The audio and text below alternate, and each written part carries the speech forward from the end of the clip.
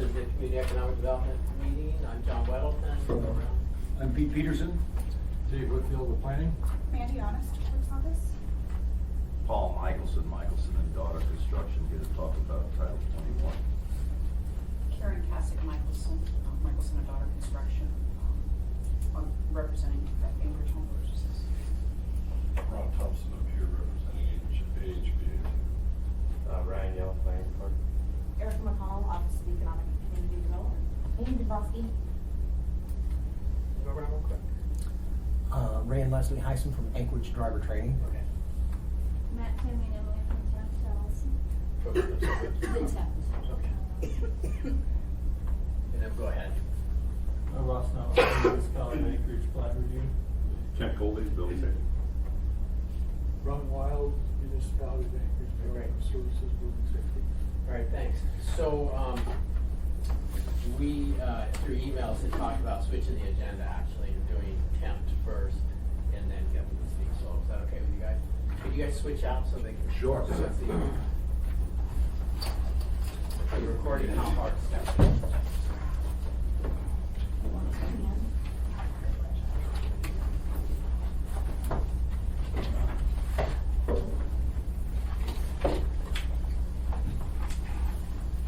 Bunch actor right there.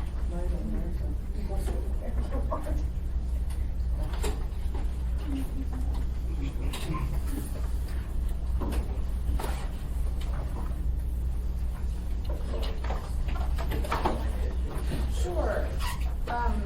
So on East 8th Avenue, Anchorage Driver Training has been there for some period of time. 14 years. 14 years. And there is a cultivation facility proposed to go into the adjacent lot and apparently a retail store proposed for across the street, although we have not seen a completed state application for that retail store.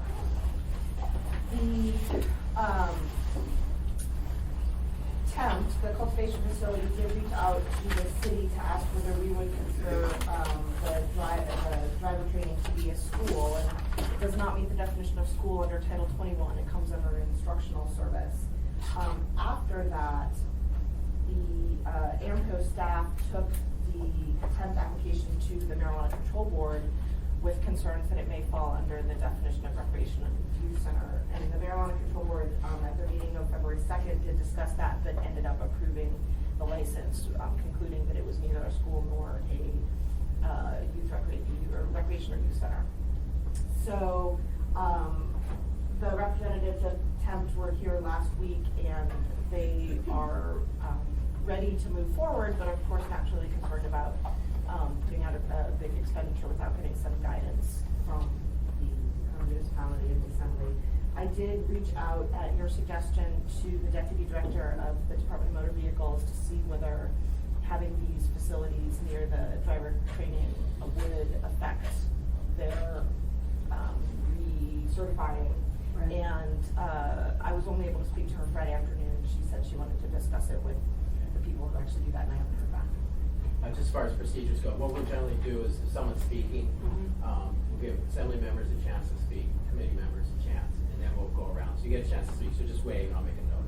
Okay. And if I miss you, wave again. Okay. But just keeps things orderly. So I just want to make clear, so as far as the state's concerned, they're good to go and it landed on us. Did it bounce back to them? It's like, because it went through the state, came to us, and then the state pulled it back. No, so, no, the marijuana, the staff of AMCO took it to brought it specifically to the control board to say there could be an issue here. And the control board discussed it and said, no, we don't think it meets, we don't consider Anchorage driver training to meet one of the definitions of the protected land uses. So it's been approved with, they call it approved with delegation at the state level, meaning that the control board is okay, but they recognize that the local government hasn't lifted a protest yet. So they delegate the authority to issue the license to the director upon, as soon as the local government lifts a protest. And of course, we don't lift a protest until the assembly has approved it and they've fulfilled all their conditions and passed an inspection. No, I'm sorry, until the assembly's approved it and they've passed the licensing conditions. We approved this yet? Or is that No, coming up to No, they have not yet submitted their municipal application. Again, they're looking for some guidance before they start throwing down. Have we looked at this though? Have we looked at this? We had email discussions about whether this was a school. It's just been through email, we haven't looked at, okay, sorry, that was confusing. So we've looked at another one nearby though, before, is that right? Nothing? Okay. So you've been a hot topic conversation, even though we haven't looked at any of the potential 3 positions. But you emailed us. I have, yeah. So you just saw things coming through the state and then. And we met at the Abbott Loop Community Center is where we met. Okay. So did you guys, were you up to speed on that? Well, yeah, I remembered this one specifically because of the whole driver's school that was there. So I was like you though, I thought we had actually looked at the application, but I had remembered this one as soon as I saw the name. But, you know, when I look at this, you know, I'm looking at it from a strictly analytical perspective, and there's 2 things that would, or one thing that would be prohibitive if in fact this was under state or municipal code as a school. And in my understanding, in the last summary page here, it clearly shows that it's not defined as a school, either in the state or the municipality. So if there was will to include driver training schools as schools, we would have to go back and change city code to include that as protected land use, because my understanding is just not there. And I think a lot of times we get a lot of our guidance from what a school is by other codes, being state code or federal code, right? I mean, we have definitions, but certainly the state definitions can differ. But we can't be less restricted, we can just be more. Correct. Well, thank you, Mr. Chairman.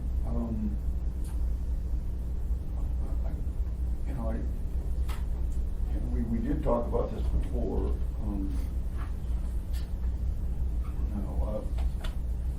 The thing about it is, this isn't a retail application there. They would be submitting a cultivation application. There wouldn't be signage, so people driving by wouldn't know what it was. So, I don't know, I kinda see where the state, the marijuana control board's coming from on this.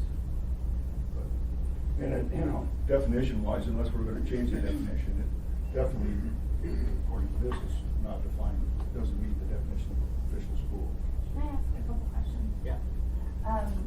Can you describe for us your operation, how you give your classes? Are they individual classes, are they group classes? It's group classes. We hold every other Sunday at the present time. During the summer, we hold every Sunday. The rest of the time, the kids are out in the vehicles and they're not there at that location except for the days that they do the parallel parking. And it's from the ages of 14 on up. And that's why we were really concerned. And I don't object to cultivation. That's not where my problem is. But the problem is they're putting a retail, or they're requesting a retail right across the street too.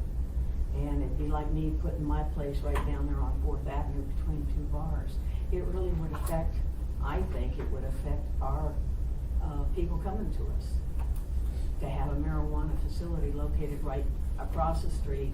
The cultivation facility, if I don't say something at the beginning of this, that we protest the marijuana, then it's kind of like, well, you didn't say anything, so I guess you're out of luck. Did you want to add anything? Well, other than, we do have teenagers, parents,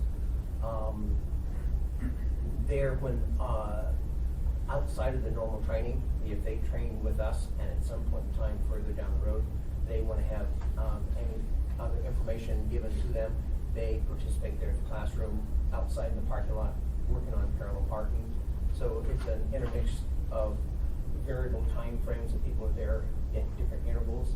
It's not a daily schedule type thing, so it's real sporadic. People coming in and out, learning, driving classes, Road exams.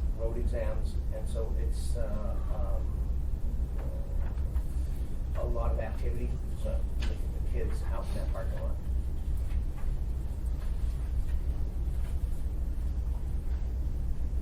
Anything else?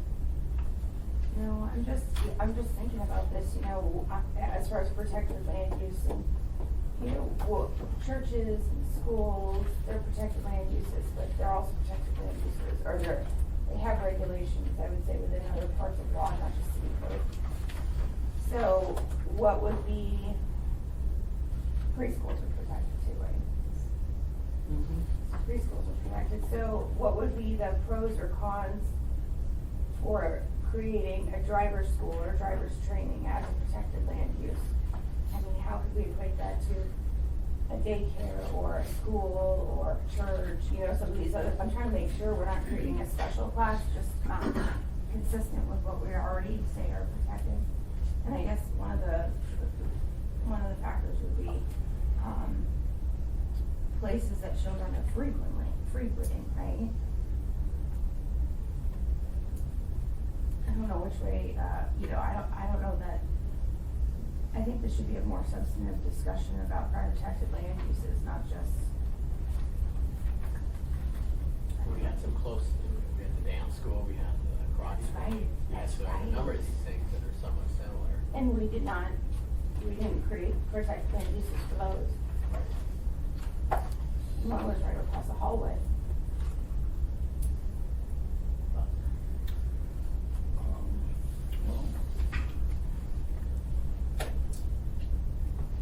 Does it change because they're operating vehicles? You have 14-year-old, 16-year-old, 18-year-old. Frightened by that, then retail marijuana shop. Yeah. We're on ECE, there's gonna be vehicles, loads of kids driving by all day long, That's true. Well, that's within the street, right? people right on the street. So I guess the issue here is, I mean, we're not making any decisions here, we don't have anything formal in front of us. Did you want to get a sense of Exactly. your process? And I, you know, I mean, the decision on any application is by the assembly. No, I understand. A regular meeting. Generally, we've looked at things closer and things have gone through fairly quickly, but I don't, we're fairly comfortable saying by city rules right now, we don't see an objection.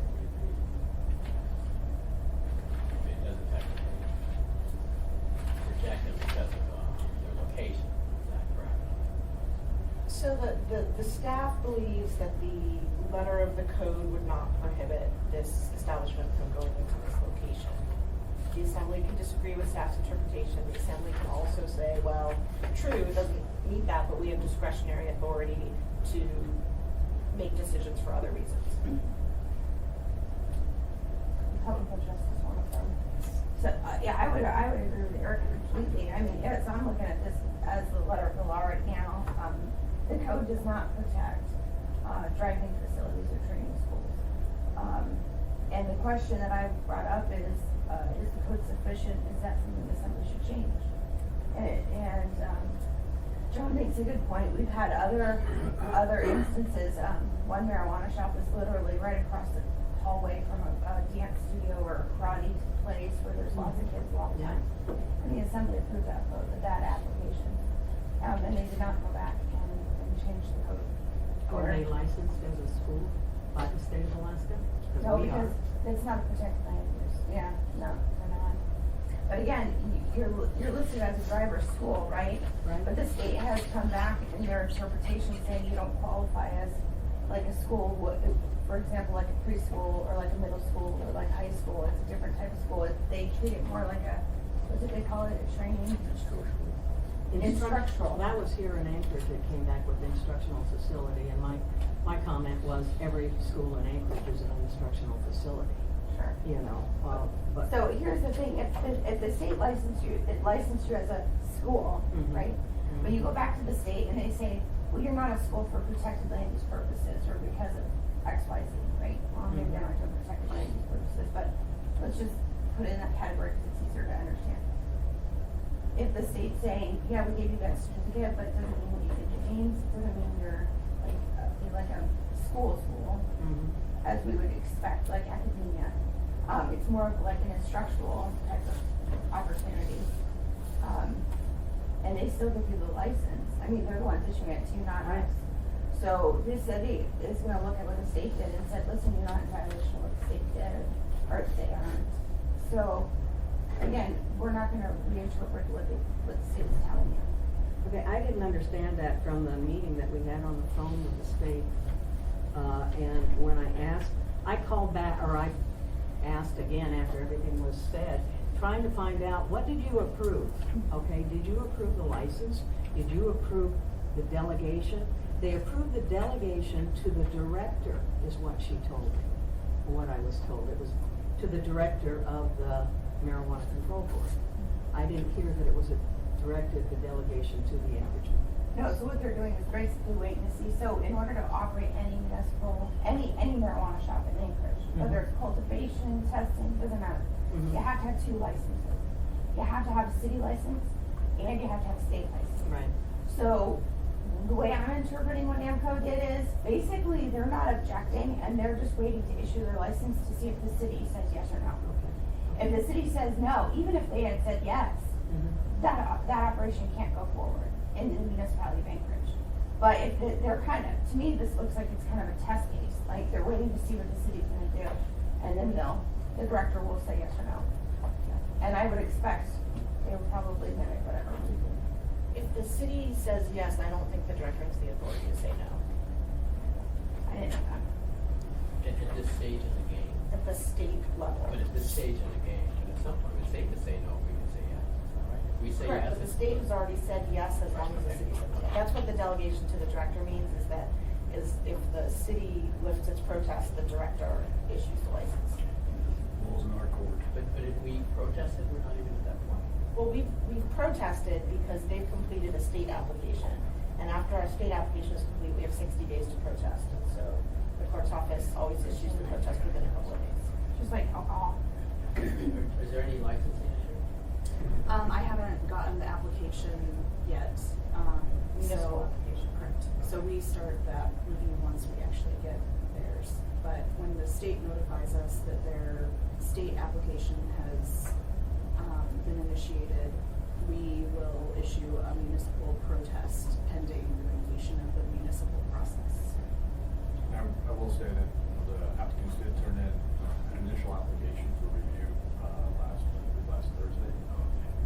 So it's been through review, emails been sent back to them with what they need to correct.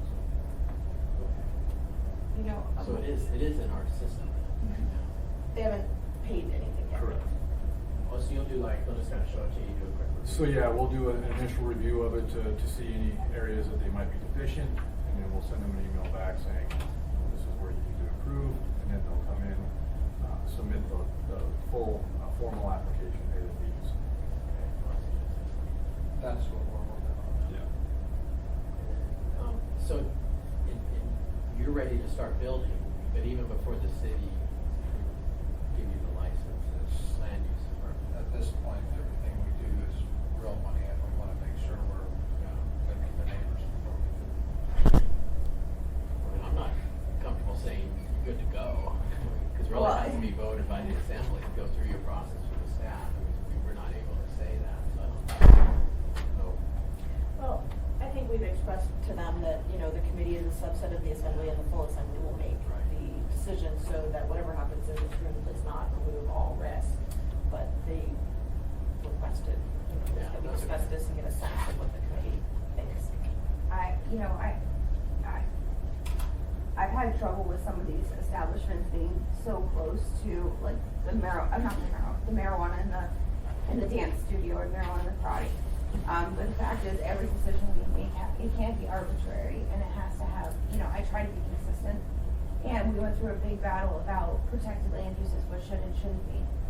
And, we got down to, should a hopscotch, on a pavement be counted as a playground?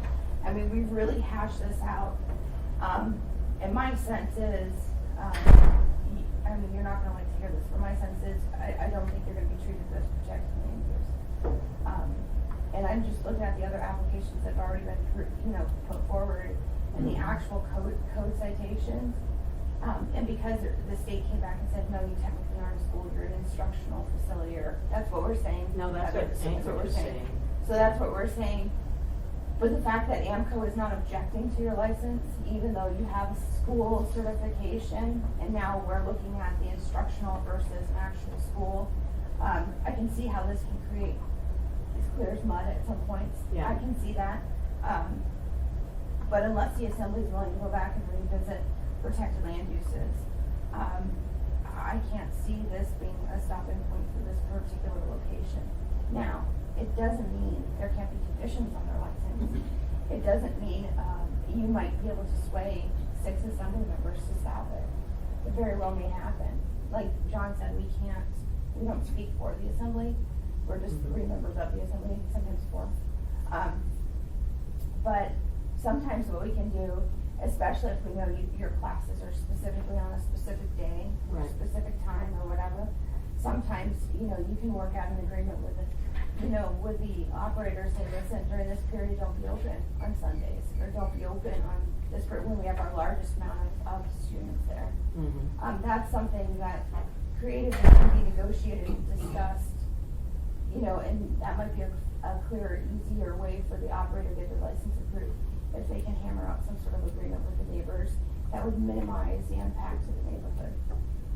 We've seen that on other licenses. We have somebody, I think, that closes at 8 o'clock, because that's the business model, but. Mhm. Have you guys approached your community council? We've been to the community council, yes. And- So. They another- delegated it, they approved it with reservation or something like that, is what they said on theirs.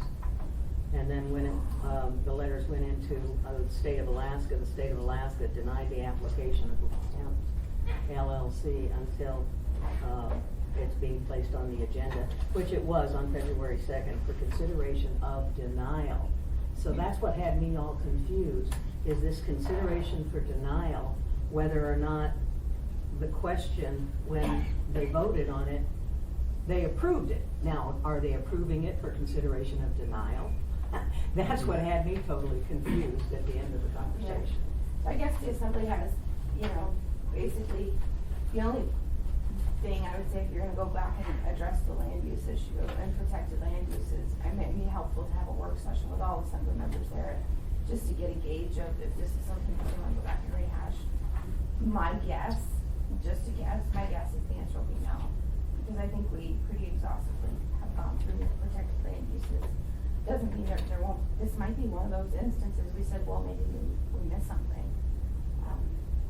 But I mean, short of that, there would be no reason for me to anticipate if I was an applicant reading code, watching everything, what's the basis,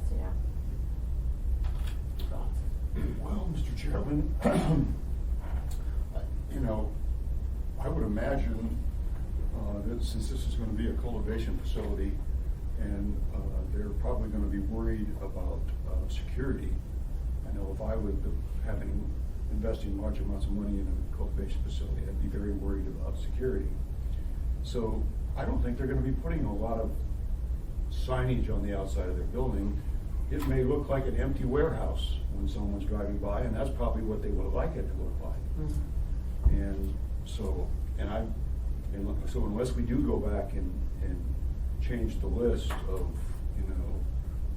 properties that aren't allowed within 500 feet, I think we're probably leaning towards approval. How many feet are you guys in this location? We're direct neighbors. Direct neighbors. They do look at the back side of the building. Yeah.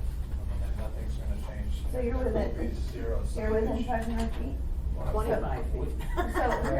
We're connected. A second question, considering the change in the federal administration, that would give me just as much pause as this particular issue. If I was gonna be investing a bunch of money. What's that now? The federal administration, granted, like I said, it's all in how people are interpreting all the rules, right? Is it a school, is it not a school? Now you have a new attorney general in here who may or may not enforce the 500 feet. Now, we're not, according to municipality of Anchorage, we're not calling it a school, we're calling it an instructional facility. But, if you guys are concerned about this and trying to hedge your bets, that would give me great pause too. We're hedging a bet that the federal administration doesn't tell us to go away completely. So, and you're right, we want to be unnoticed. They're on the back side of the building, we come and go from the other side. you're not gonna, this is just gonna be strictly cultivation, no retail at all? Absolutely no retail.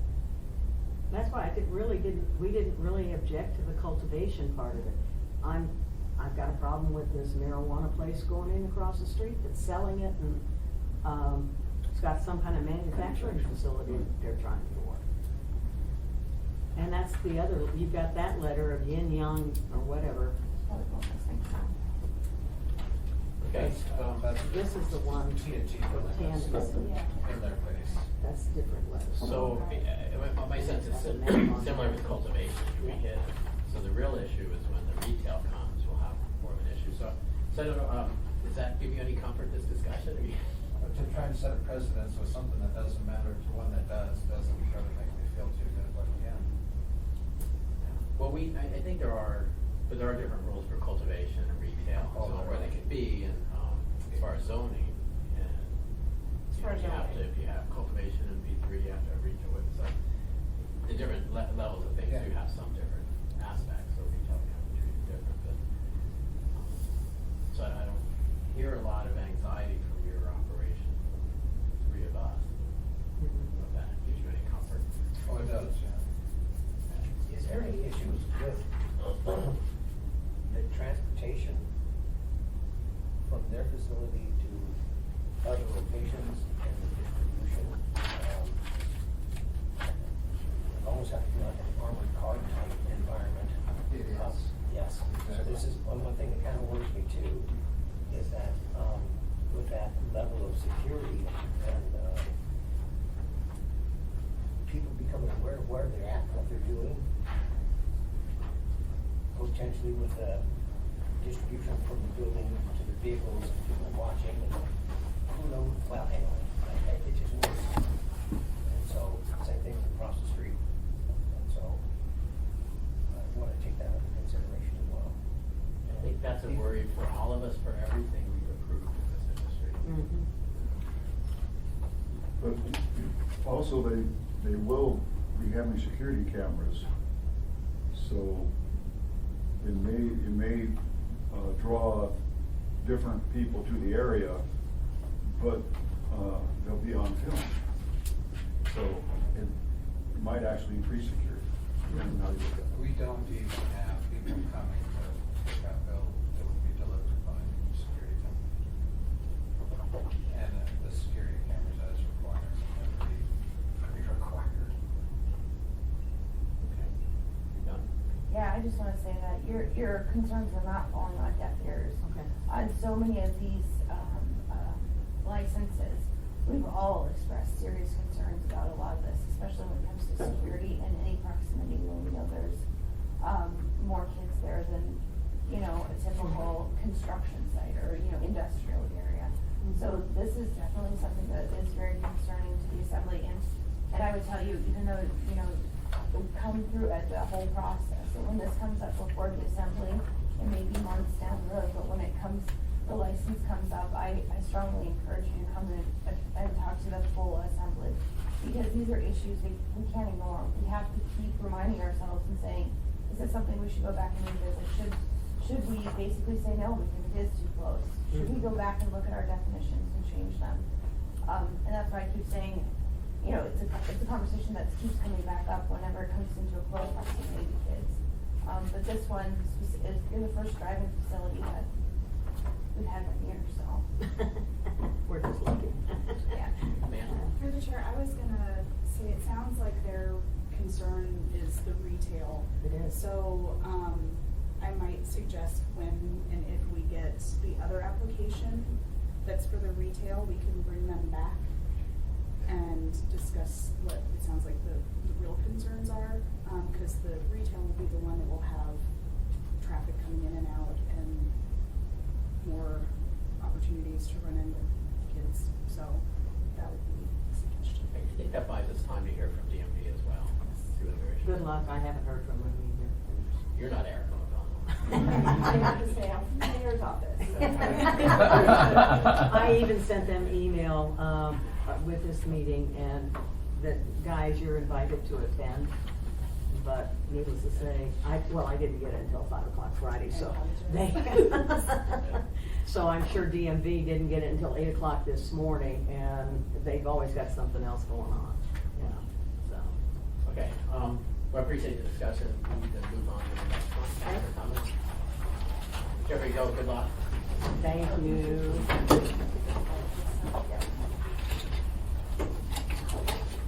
Would it be helpful for me just to have Debbie give a quick report from the office?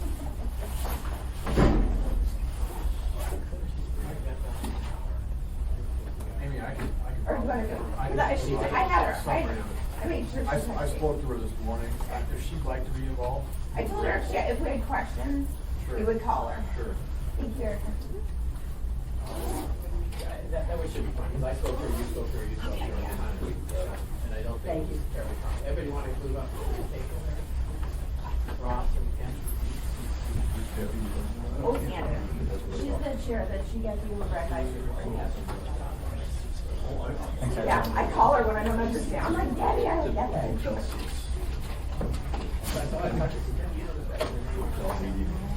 Well, she offered to be here, and I said, I don't know that it's necessary. Just talk to Dave. I was there, and Ron, do you want to move up here? Francis, you on this? or- No, I'm just an observer, note taker. Thank you.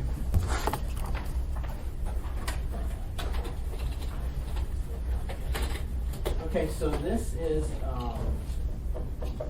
a review of the steep slope ordinances and we'll make sure, because this was a little confusing to Debbie.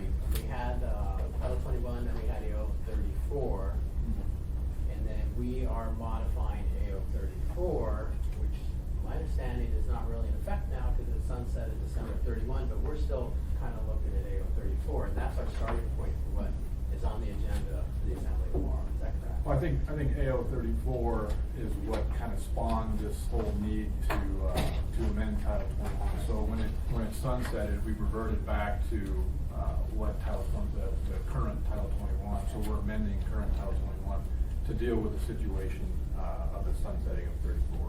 34 was one that I sponsored, right? Correct. It's been a while. Do you write your numbers? Some, not always, just the ones that are, controversial. Okay. So, do you wanna, so you wanna give a review of where we are? Quickly, yeah, I can do that. And then, talk a little bit about, we had delayed this to send it back to Peter To you. River, and some things, we covered the issues there. Sure. Okay, let's, Yeah, so, thank you, Mr. Chairman. This proposed ordinance makes amendments to Chapter 6 and Chapter 7 of Title 21. And as you stated, this is in response to the sunsetting of AO 2016-34. So regarding steep slope development, the development community has come to us and said, hey, this is an issue we'd like to address. The ordinance addresses four major parts to it. The first being an establishment for the basis of grade plane to determine building height. The second is to remove Class A zoning districts from this steep slope requirements. It modifies the height allowance on slopes to reflect the underlying zoning district regulations. And it requires design by a professional engineer for foundations in the land use area. So I went out to the Eagle River Shugiak Advisory Board on Saturday to present this ordinance to them, and there were two major issues that they had with it. Well, I should say there were two major parts to what they were concerned about. One was the basis for establishing grade plane, and the second was the requirement for an engineered foundation in the land use area. I think with the grade plane, they were generally supportive of it because we are providing for two additional options in establishing that grade plane, which essentially reverts back to the old Title 21. I think they were generally supportive of that. However, they were not supportive of the need for an engineered foundation within the land use area. So spoke to Debbie Osiander this morning, who is in the process of drafting a resolution to provide to the Assembly. And they are not supportive of the change to Title 21, and they are supportive of a modification to remove the entire requirement on page 6 of the ordinance. So, Page 5. I'm sorry, 5, my apologies. So, yeah, they basically want to strike the requirement for an engineered foundation in the land use area. So that is, that's essentially an overview of what happened at Kugiak River Advisory. Do you want to add anything to Yeah, that? my 3 points that I have is, actually 2 of them have to deal with the engineer basement. They listened to the presentation by the Michelsons, and I think they generally were unobjective to their, I think they were supportive of the issue they'll talk about with the height too.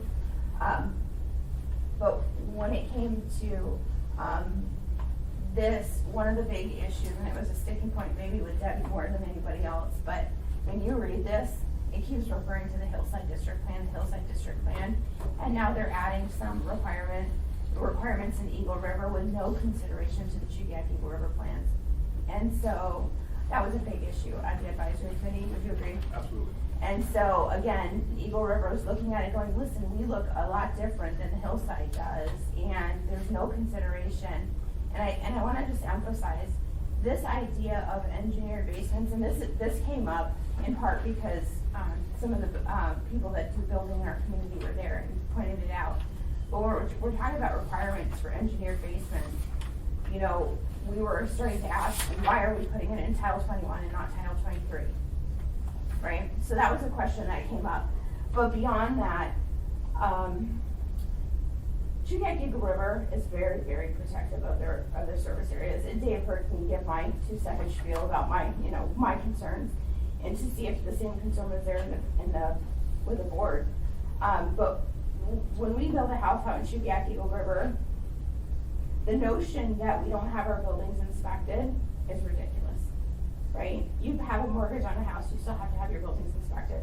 Just because we don't have an engineered stamp basement to show somebody doesn't mean it's not been professionally engineered or whatever. So this requirement to add it in the land use area is, in my view, and I think many of the board agree with me, that's an encroachment into the building service area, or outside the BSA. It's an encroachment to the land use area. And so if there's gonna be a change to that, which is substantial in many of our view, this should be a discussion with the Kugiak Eagle River community and say, do you wanna be in the BSA or do you not? Because we're not. So it doesn't mean we're not building safe houses.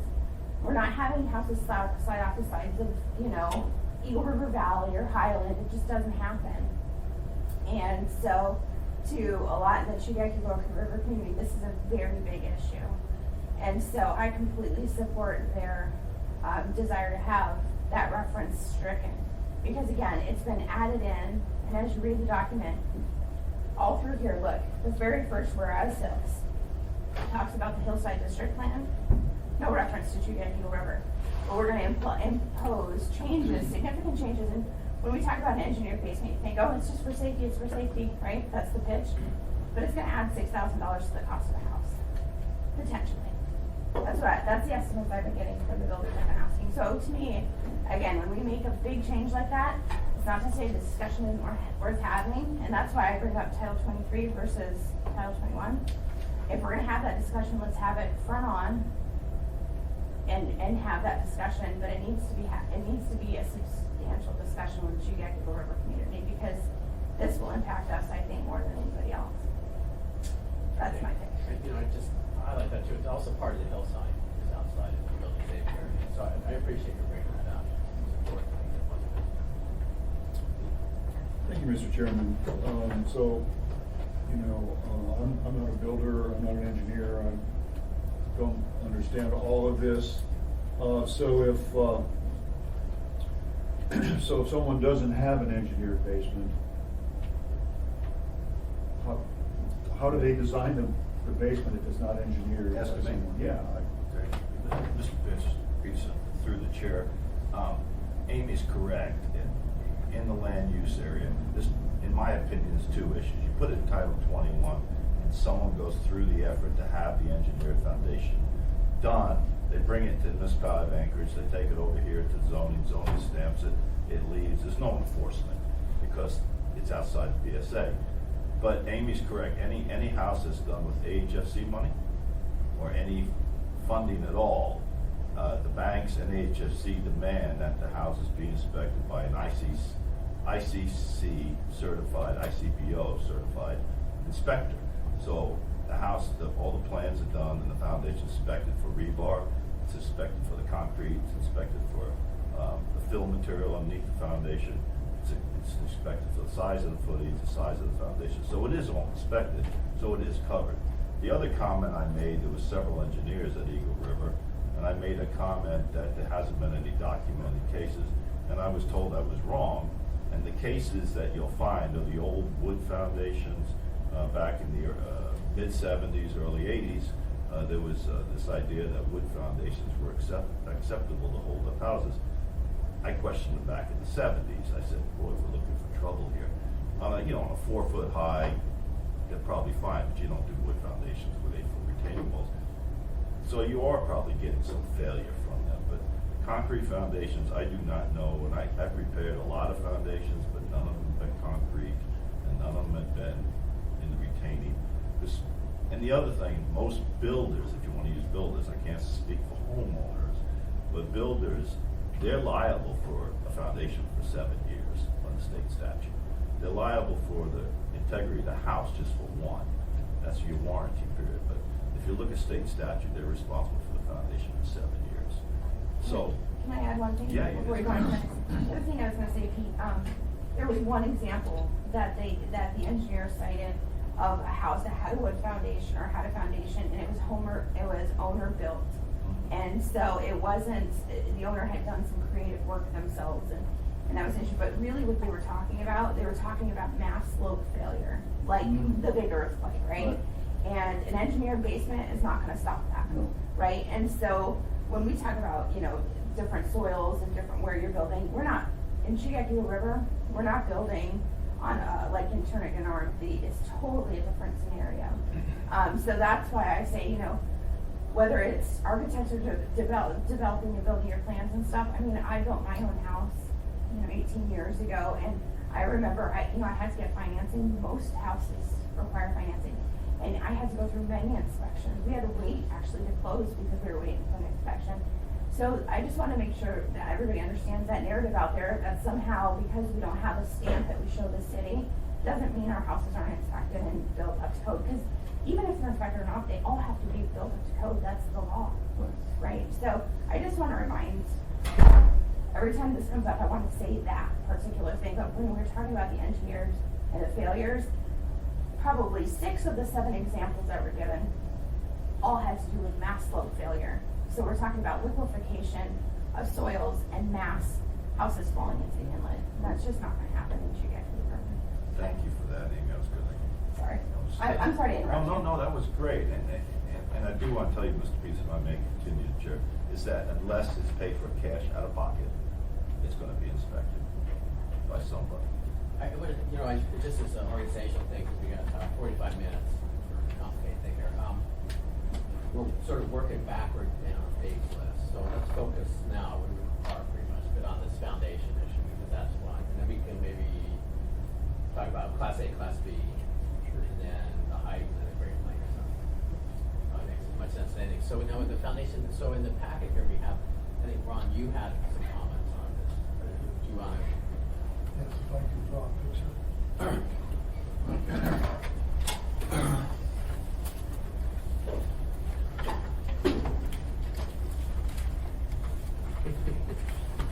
Engineered worker.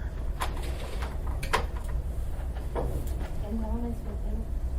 Ron, could you tell us you're with building safety? I'm with building safety, I do structural engineering. And he's got some of the review packet. So the problem on steep slopes isn't necessarily the basement or the inspection. inspectors look for the quality of the concrete that you build to plans and generally do a good job of that type of thing.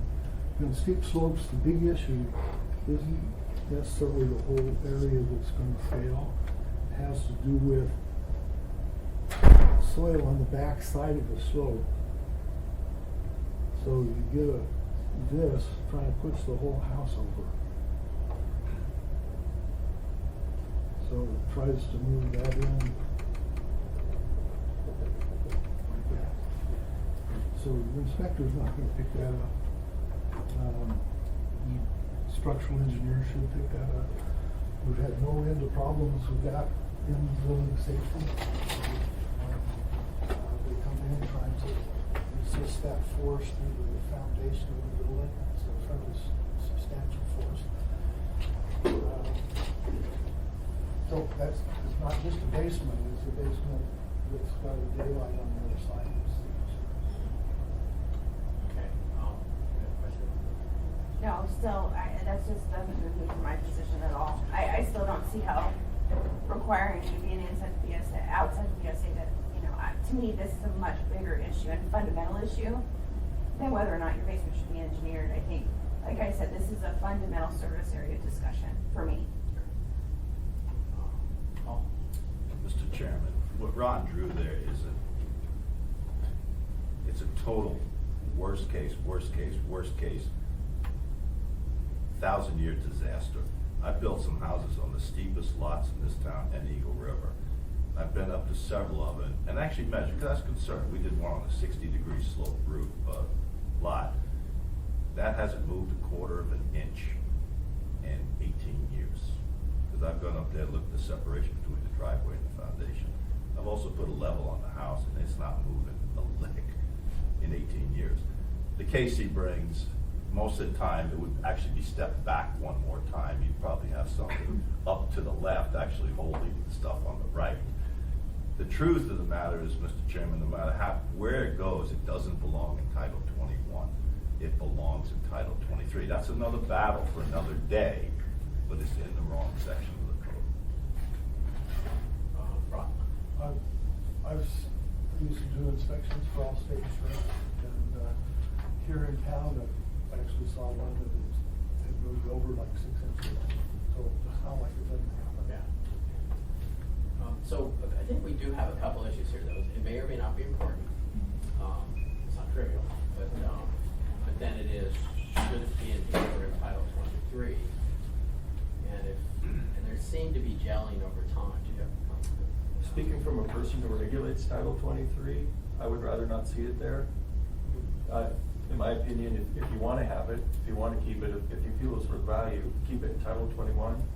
Because all it is a check to see that there's an engineer seal on the design. It's not, they're not going to conduct a technical plan review.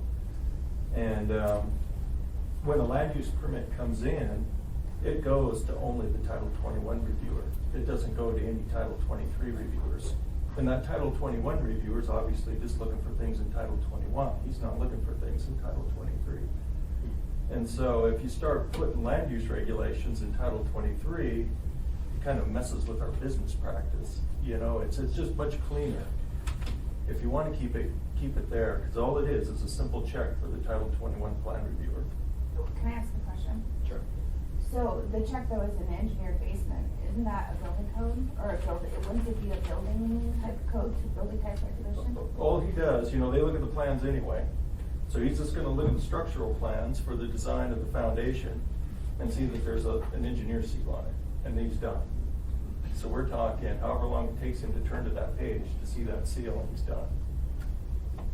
And you're talking about Packard and Tony and Exactly. zoning review. Well, They're the Title 21 reviewers, planning department's corollary with building safety. If that makes sense. So when somebody comes in to build a house in Eagle River, right now, so Mr. Mike Olson, I've seen a couple of beautiful homes he's built up in Skyline.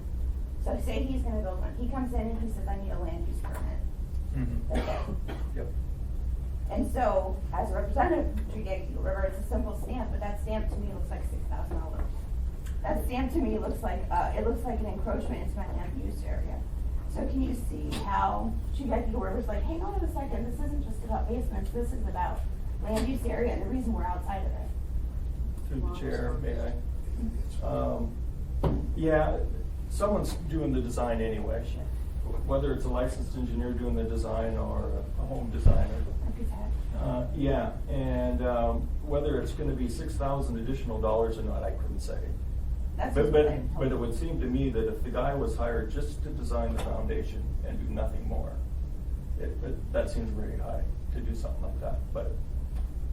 Well, that's what the industry's been telling me, because sometimes like architects will be designing that on their own. Yeah. Okay, I'll stop. Okay, just before I get to you, Paul, because what we'd also heard on this is that there's no enforcement though. So I mean, if they can see the stamp, but whether or not it would be built as designed, no one would be looking, is that right? Dave, did you mention? That's correct, yeah. In the land use area, there is no inspection, municipal inspection, so, you know, we wouldn't be going out there to make sure that the foundation was built as proposed in the plans. We would simply be looking at Rawson State for that stamp.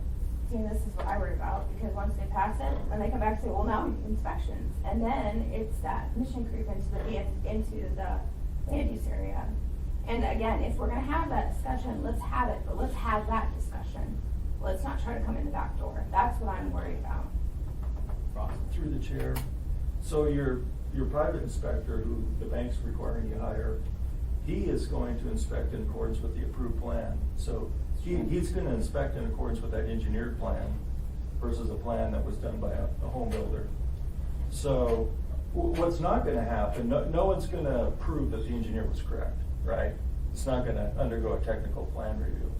But there is value in the sense that the home inspector is still gonna inspect to an engineered plan.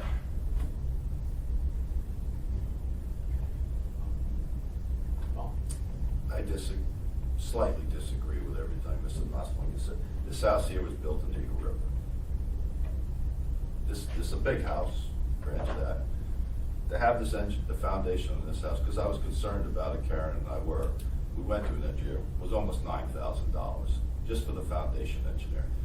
And with that, also had this house inspected by an ICBO certified inspector. But since the engineer did the engineering on the foundation, he wanted to inspect the foundation work, which I agreed to, which was another $2,600 for his time to come out, because he had to make 4 trips. So for someone to sit there and say, he doubts it's gonna cost $6,000, it does. And every time government regulation comes into effect, they don't think of the end user or the builder. They expect somebody else to absorb the funds. An engineered foundation for Eagle River, Girdwood, Bear Valley, once it leaves Packard or Tony's division over there, Ross is correct. Yes, the ICBO inspector could review it, potentially will review it, but the chances are if an engineer does, especially if it's in regulation, the engineer is going to be responsible for it. He's going to charge to go out there. So that's what you're going to have. And this house has 0 failure on it. It's 4 years old, 3 years old, and we periodically check it. And this was a complicated foundation. Where's that house? That's a great house. Skyline. Yeah, that's probably the one I saw. That's right on Raspberry Park Road. So that, I just wanted to clear that up. So it is going to cost somebody some funds. Okay.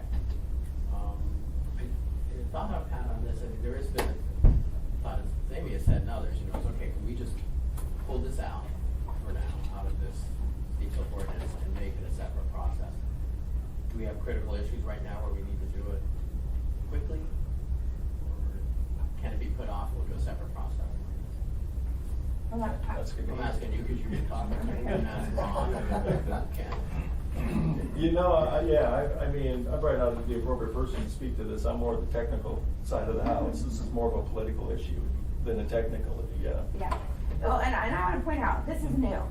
This is not something that we have been doing and then we're not going to do, and then all of a sudden houses are going to fall off the mountain. This is new. It's a new concept. Personally, I wish I could put a stake in it and it would be dead and it would not come back. That's my personal thing. But if there's reasons, as I said, it appears to me that the Hillside District Plan is what's driving this. So if there's Hillside-specific issues, I would love to deal with the Hillside-specific issues. I'm just asking you to don't make this substantive change to Eagle River, 20, 30 years of the way Eagle River's done business without a real discussion in Eagle River about it, because this is a huge change for service areas, specifically a land use area versus a BSA.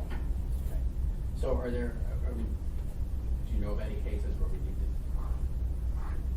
this is crisis issue, we need to get this done? Like tomorrow night is what we're talking about. Well, I'm not aware of any crises, you know. So we can make it a separate, but is it important enough? Can we just amend this out and not, can we move on with our lives? Or is it something that's important enough to look at closely? I think from the department's viewpoint, from a building safety standpoint, we think it's appropriate to have engineered foundations on, professionally designed foundations on steep slopes. So we would like the discussion to continue. Certainly recognize the dichotomy between the building safety service area and the land use area, but I think it's a discussion that is worth continuing. But were it amended out tomorrow night, that's not a huge problem as long as we can continue. I mean, there's no change in the status quo if it goes away, right? And they've been, yeah. Well, I think it's important to point out that under the existing Title 21, it requires engineered foundations regardless of whether you're in building safety service area or the land use area. So what we're amending the code to state is that it would only require them outside the building safety service area. So I think it's important that when the Assembly acts on this, that they take into consideration that the code currently requires engineered foundations, and that if you want to strike that requirement, you need to not only not accept the amendment as proposed, but remove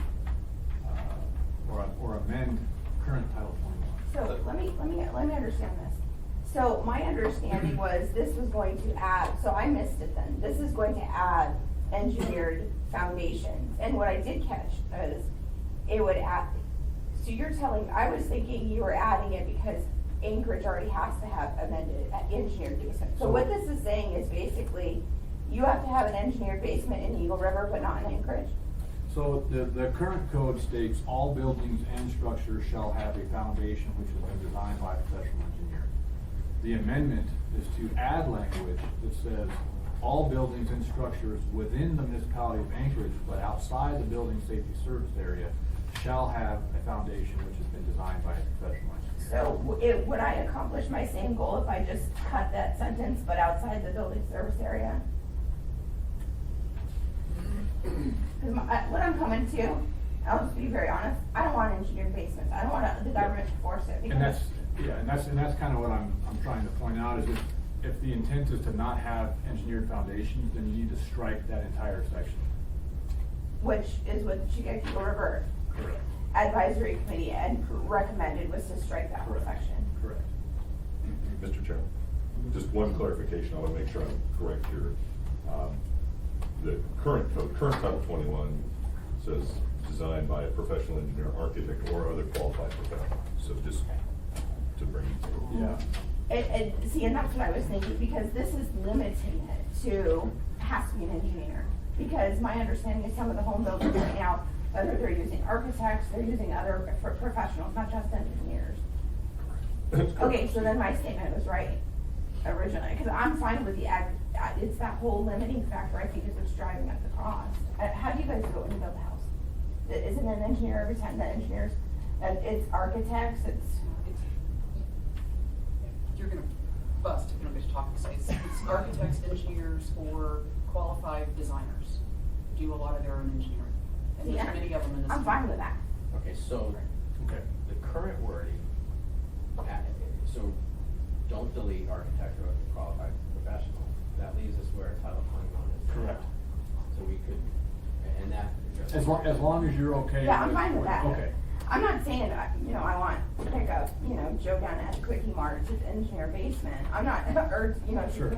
I'm fine with architects and everything. It's, to me, what I see the driving factor and the cost going way up is when we're saying it has to be an engineer and they have to stamp it and they have to, but when you have these other opportunities, which I think is design standard, or a standard in the community, which is that they're design people, architects, other people doing it too. I think we're creating a problem that doesn't exist, or fixing a problem in my mind that doesn't exist. I haven't been shown that we had all these mass engineered basement failures. I hate to be a pain. I'm so sorry, you can probably tell I'm passionate about this issue. Before you burst on it, Ron. Well, I'm not gonna burst, I think Kent just pointed out exactly what I was saying. The language is in there that allows engineer, architect, or design professional, as it currently sits. You strike this language out, then it allows it to continue on. And we, as a group, have always, and we talked with Kent this last week about it, is we, I believe, and I think home builders agree, it should be a Title 23 issue, not a Title 21. And it should go through the licensing engineer group, the code study group on Title 23 with regard to structural, and decide whether or not, and if you want to go over and above what the code says than just doing the code. It's saying, do you want to specifically limit engineers to do the design?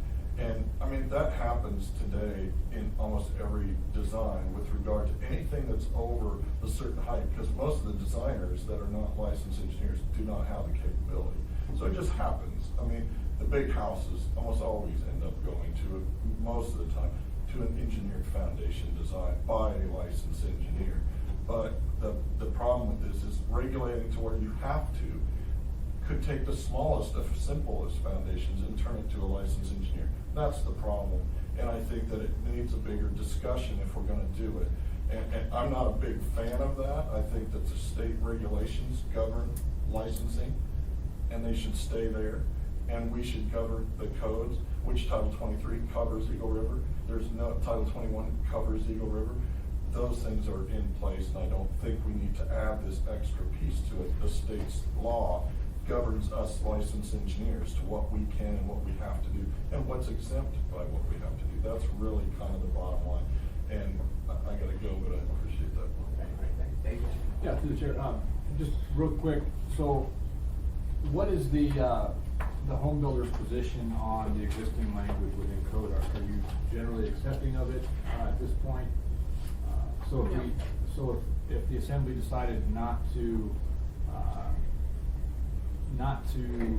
accept the proposed language, and it would revert back to the existing Title 21, what's the general feeling on that? Our general feeling is that we want to see this reference to engineered foundations removed from Title 21 and put in Title 23.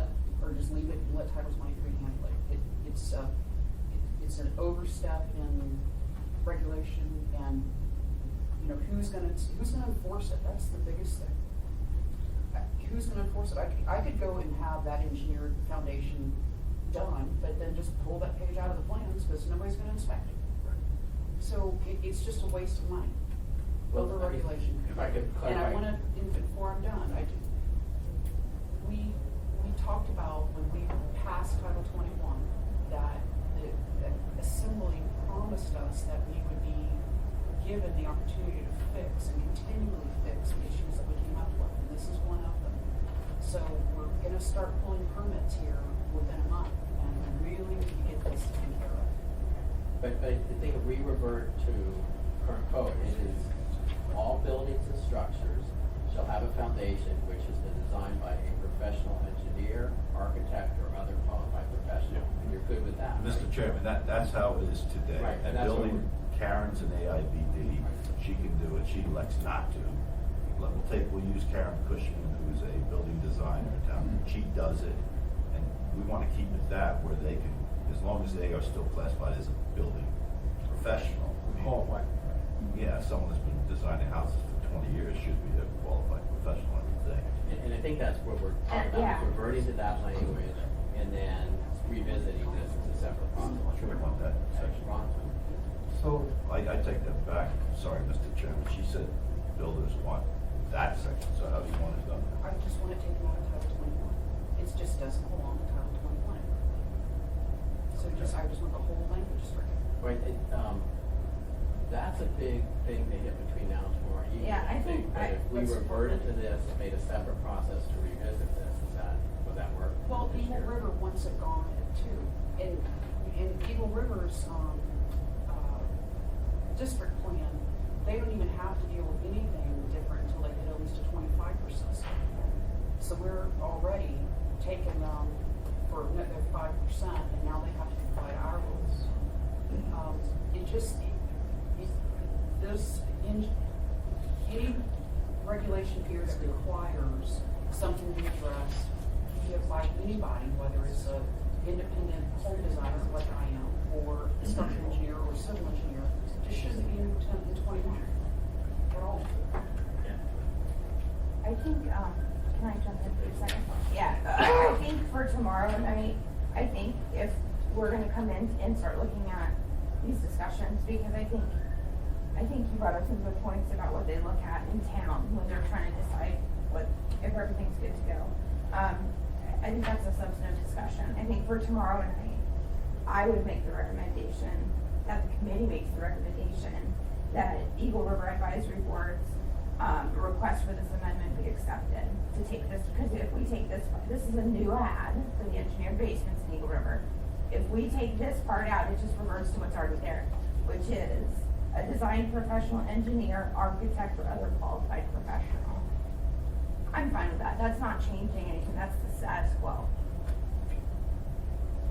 So if 3i is amended out of this ordinance, then it reverts to other citations in Title 21 that allow a professional engineer, architect, or other qualified professional. Is that right?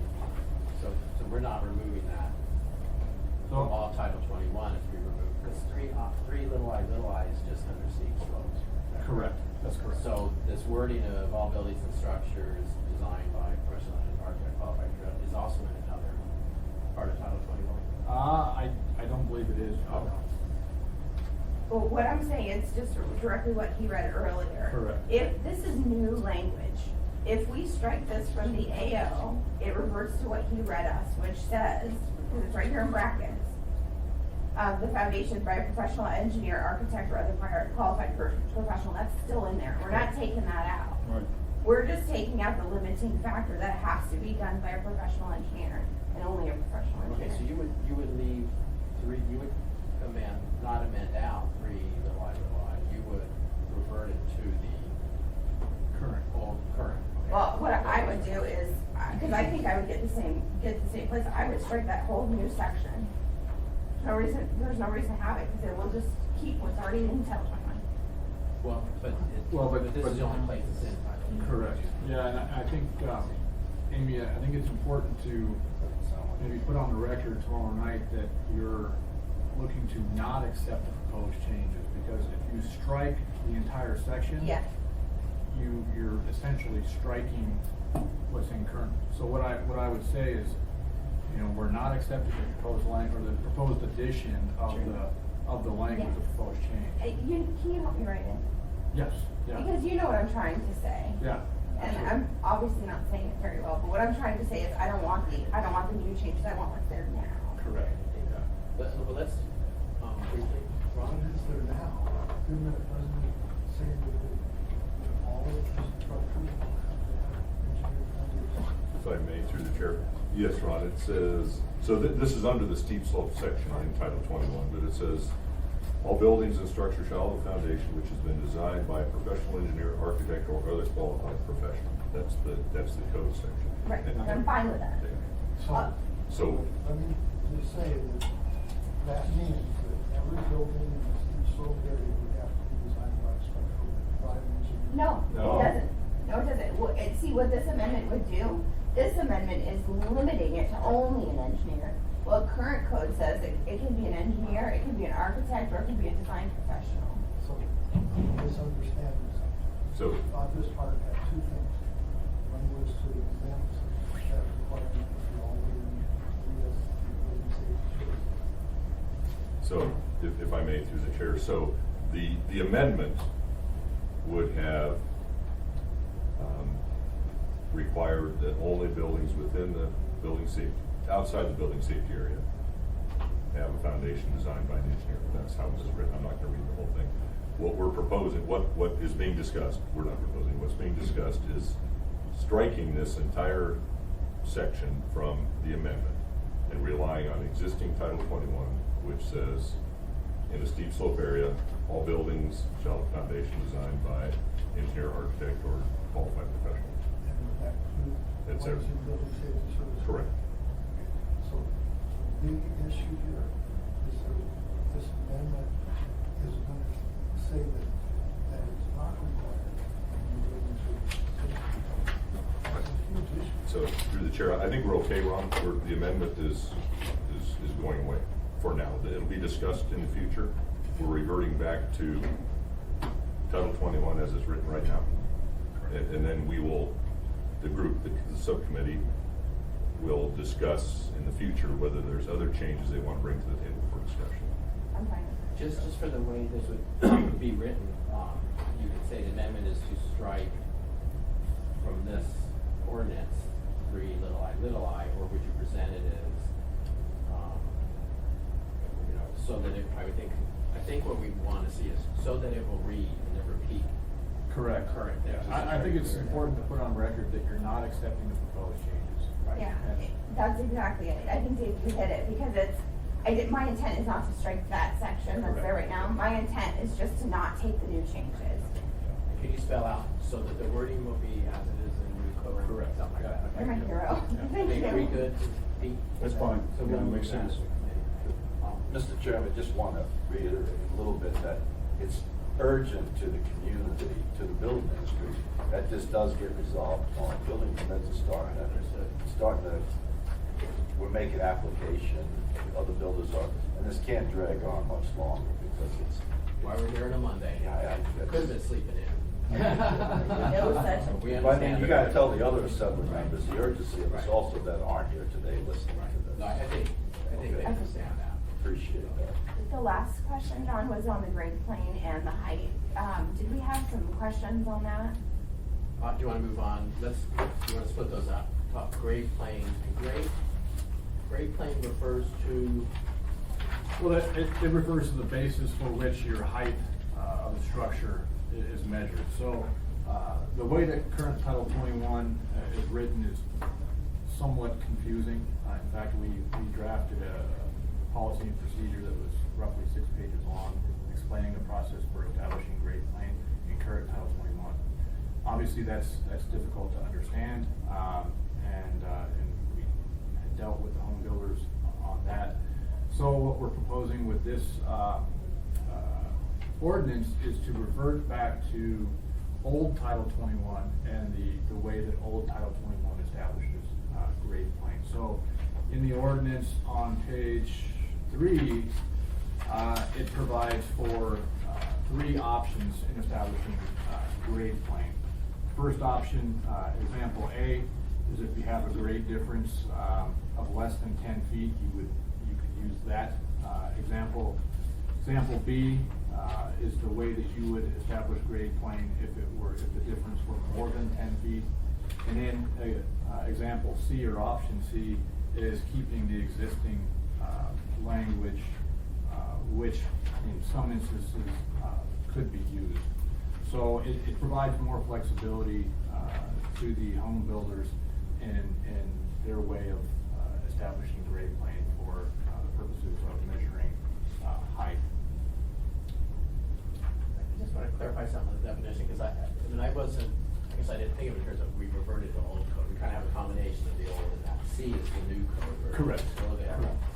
And is this presented differently in the old code, because we're deleting some pictures, and so Yes, this yeah. option, if it's, So the example A and B provides actually a nice diagram for explaining how grade plane would be established. okay. So I read in the packet, we have Tom Davis had some rebuttal of those points. I think Ron might have, but I know Tom did. But I think going through his points, one was he pled the case that the new method was preferable for building and so on in some cases, but that's still available. Correct. When it's So- preferable for so building. So when that we- deals with Tom's issues. Did you look at Tom's? So, through the chair, so when we drafted this ordinance, there was, from what I understand, there was some discussion with the long-range planning section with regard to how we establish grade plane, and they were pretty adamant about keeping this as an option, keeping the current code as an option. So, what we've done is kept that in, allowed for the other 2 options and revert back to the old Title 21 to provide that flexibility to the home builders. Okay. Karen had a pretty good presentation on on Saturday, and I think she can articulate it better than We can articulate briefly. Sure. Took about 15 minutes. Well, just as a bottom line, Chair, committee members, we were fine with the three options, how to establish a grade plan, have no issue with that. What we have issue with is they're in the page 5, which is the 3-story maximum. Let's get to that. That can be a Later? separate issue. So Okay. that'll be the next thing. Then for grade plan, we're fine with the three options. Pete? I'm good. Any comments? Interestingly enough, the new method that they came up with, the new Title 21, is how building code determines height. That's the basis behind that. Actually, thanks. I think this is a Tom's comment. It said, since IBC superseded the UBC in 2000 as Anchorage building code, the old Title 21 method is out of sync with building code on which it was originally based. And an objective of the Title 21 rewrite was consistency with municipal code. So are we okay that it's in there as an option? Or does this create some kind of turmoil because it doesn't? Nah, it's fine by the way it is. I think what they did was gave them two simpler techniques, two easier techniques to determine grade plane. I think that's the big selling factor for the change. But is this conflict with the building code? Oh, like on commercial buildings, there could potentially be an instance where the building code would be the limiting factor, the limited height. It seems like 99 times out of 100, the zoning code's gonna limit the height of a building. And the building code lets you build it infinitely tall, basically, by upgrading the type of construction, fire sprinkler systems, all that kind of stuff. So, yeah, I don't see any conflicts. Okay, so one or the other would be the limiting factor, they can live together? Yes. Okay. Okay. So grade plane, we'll leave that alone? I had no problems with that. Okay, so, The 3 stories. let's go real quickly. So, Class A, which is urban zoning, is exempted from this whole section. Is there any issue on that? Correct. Yeah, so the proposed ordinance would exempt Class A zoning districts, so our more urban areas from the steep slope ordinance, and limit it to Class B, suburban and rural areas. So Class A, most of our Class A is on, I don't want to say flatland, but flatland. Sure. And Class B is mostly The hillsides. the hillsides Yeah. and all that. And is that by zoning or 6 or 8? Correct, yeah, it's established in chapter 8. Okay, so what is Promise Point zone? Prominence Point would be urban. Okay, so these would not apply to Promise Point at all? Correct. I think Prominence Point is zoned R3, which is an urban zoning area. So that's actually somewhat of a unique, Yeah, that sounds kind of weird.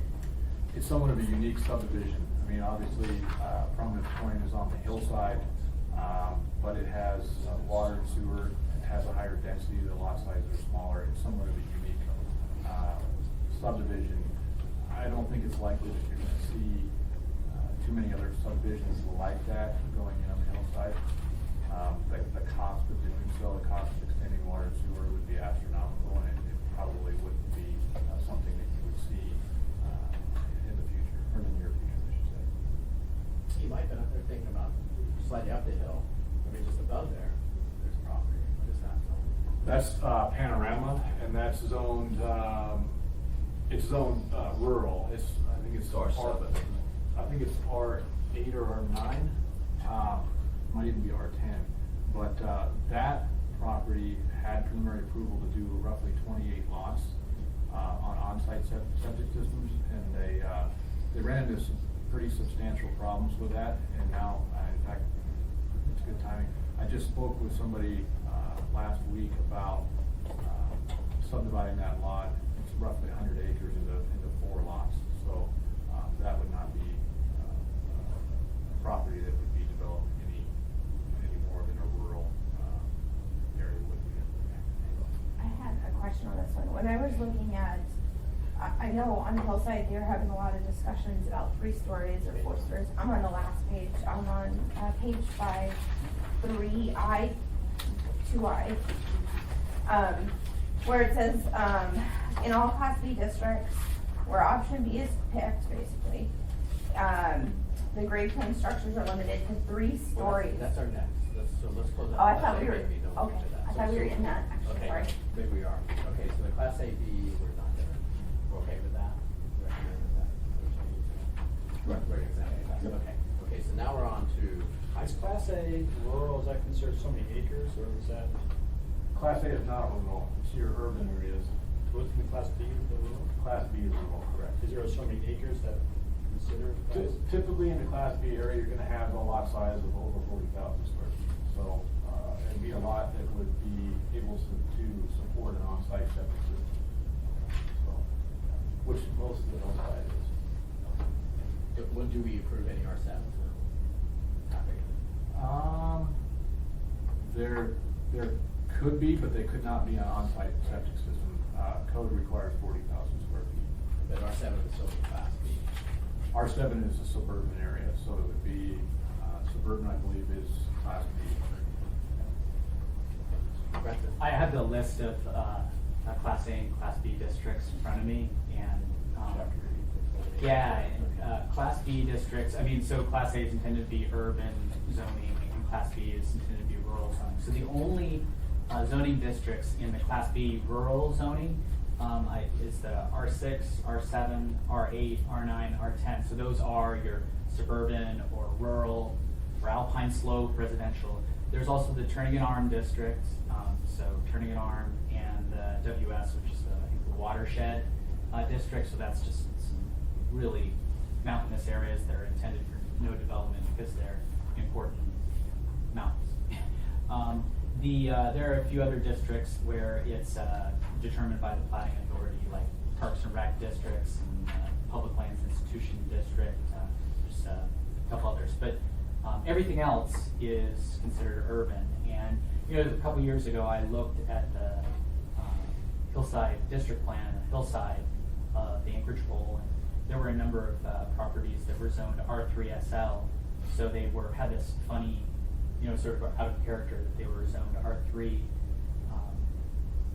which is considered an urban residential district, but there's special limitations where it's a minimum lot area, the state was saying. But just to tease out for everyone, so there's an understanding for the purposes of our discussion, there's a difference.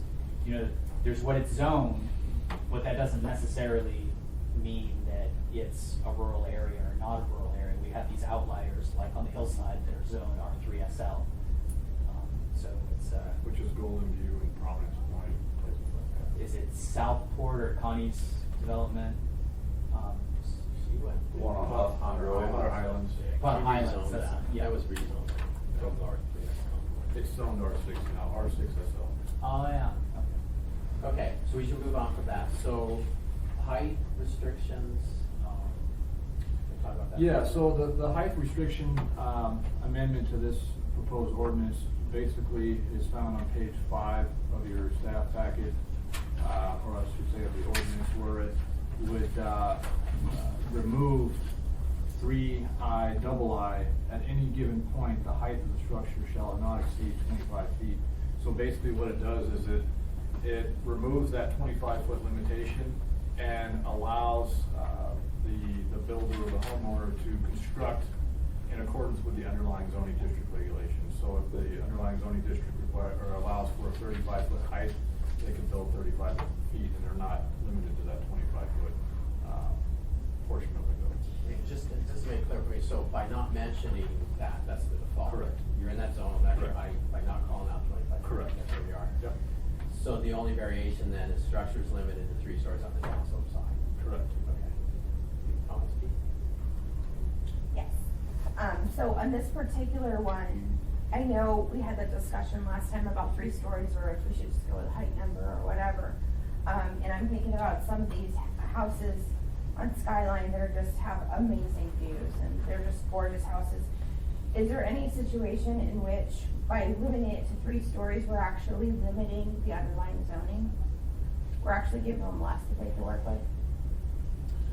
Well, I mean, I think 3 stories, maybe the Michelsons can speak to this a little bit better than I, but that doesn't, you know, a story is not defined as 10 feet or 9 feet or 12 feet. I mean, you could vary that.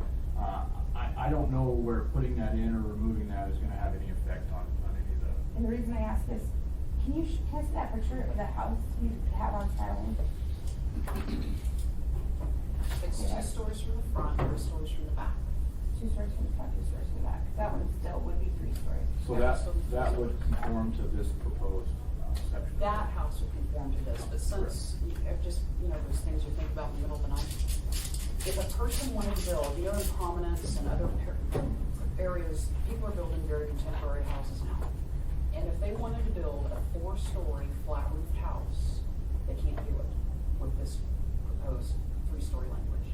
They could build, because the way your,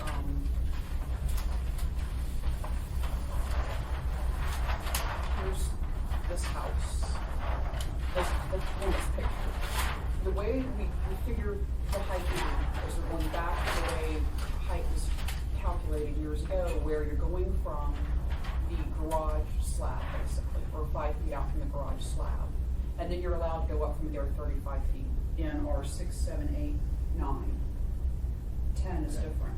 But you're allowed to go up 35 feet. So that is, here's my garage, here's a garage door's here, and front door. So I'm allowed to go up here from that grade plane to the average height of the roof. I'm allowed to go up 35 feet. So if a person wanted to do a 4-story flat roofed house, they can still do that in 35 feet. This is the side view with a 20% slope, and so whatever we do, whatever we decide on, what this shows for this particular house that's photographed, I've got 3 stories and the average of the roof, but to go from grade 5 feet out from the building and grade 5 feet out from the building here, I'm at a height of 40 feet. And I've got a 10-foot basement, a 10-foot center, and a 9-foot upper. So I'm not even doing 12 foot, or anything really out of the ordinary.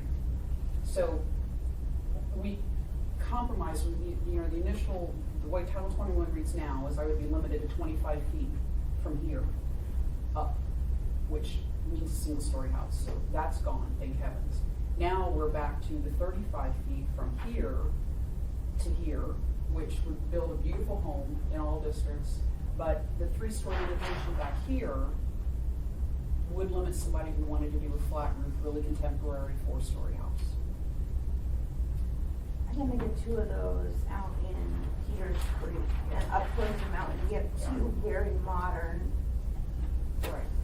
Right, and they may only be 3 stories, but point being, we have a portion in the code right now that says the building height is 35 feet from garage slab.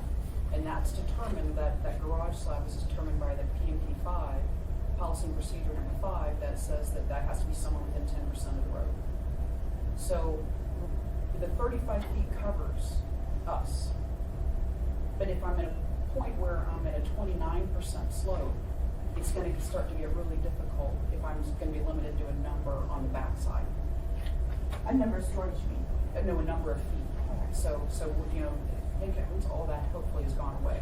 But we had agreed that the 3-story limitation would be okay with us. But by doing that, I am taking away the right if somebody wants to build a fun, contemporary flat roof house.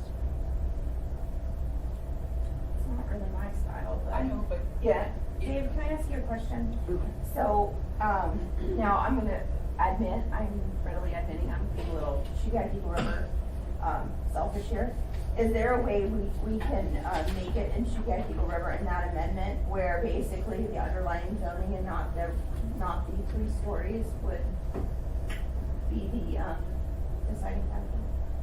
You're suggesting that so basically to exempt Eagle River Chugiak from the 3-story limitation, is that correct? Yeah, I mean, we could modify the proposal. Because if they want the 3-story here in their area, I'm not gonna. We don't either. I'm not gonna push them, but my thing is, I'm thinking, in my district, I know of at least 2 of these modern houses, and I'll drive out there today to see if there's 3 stories, 4 stories, I don't know.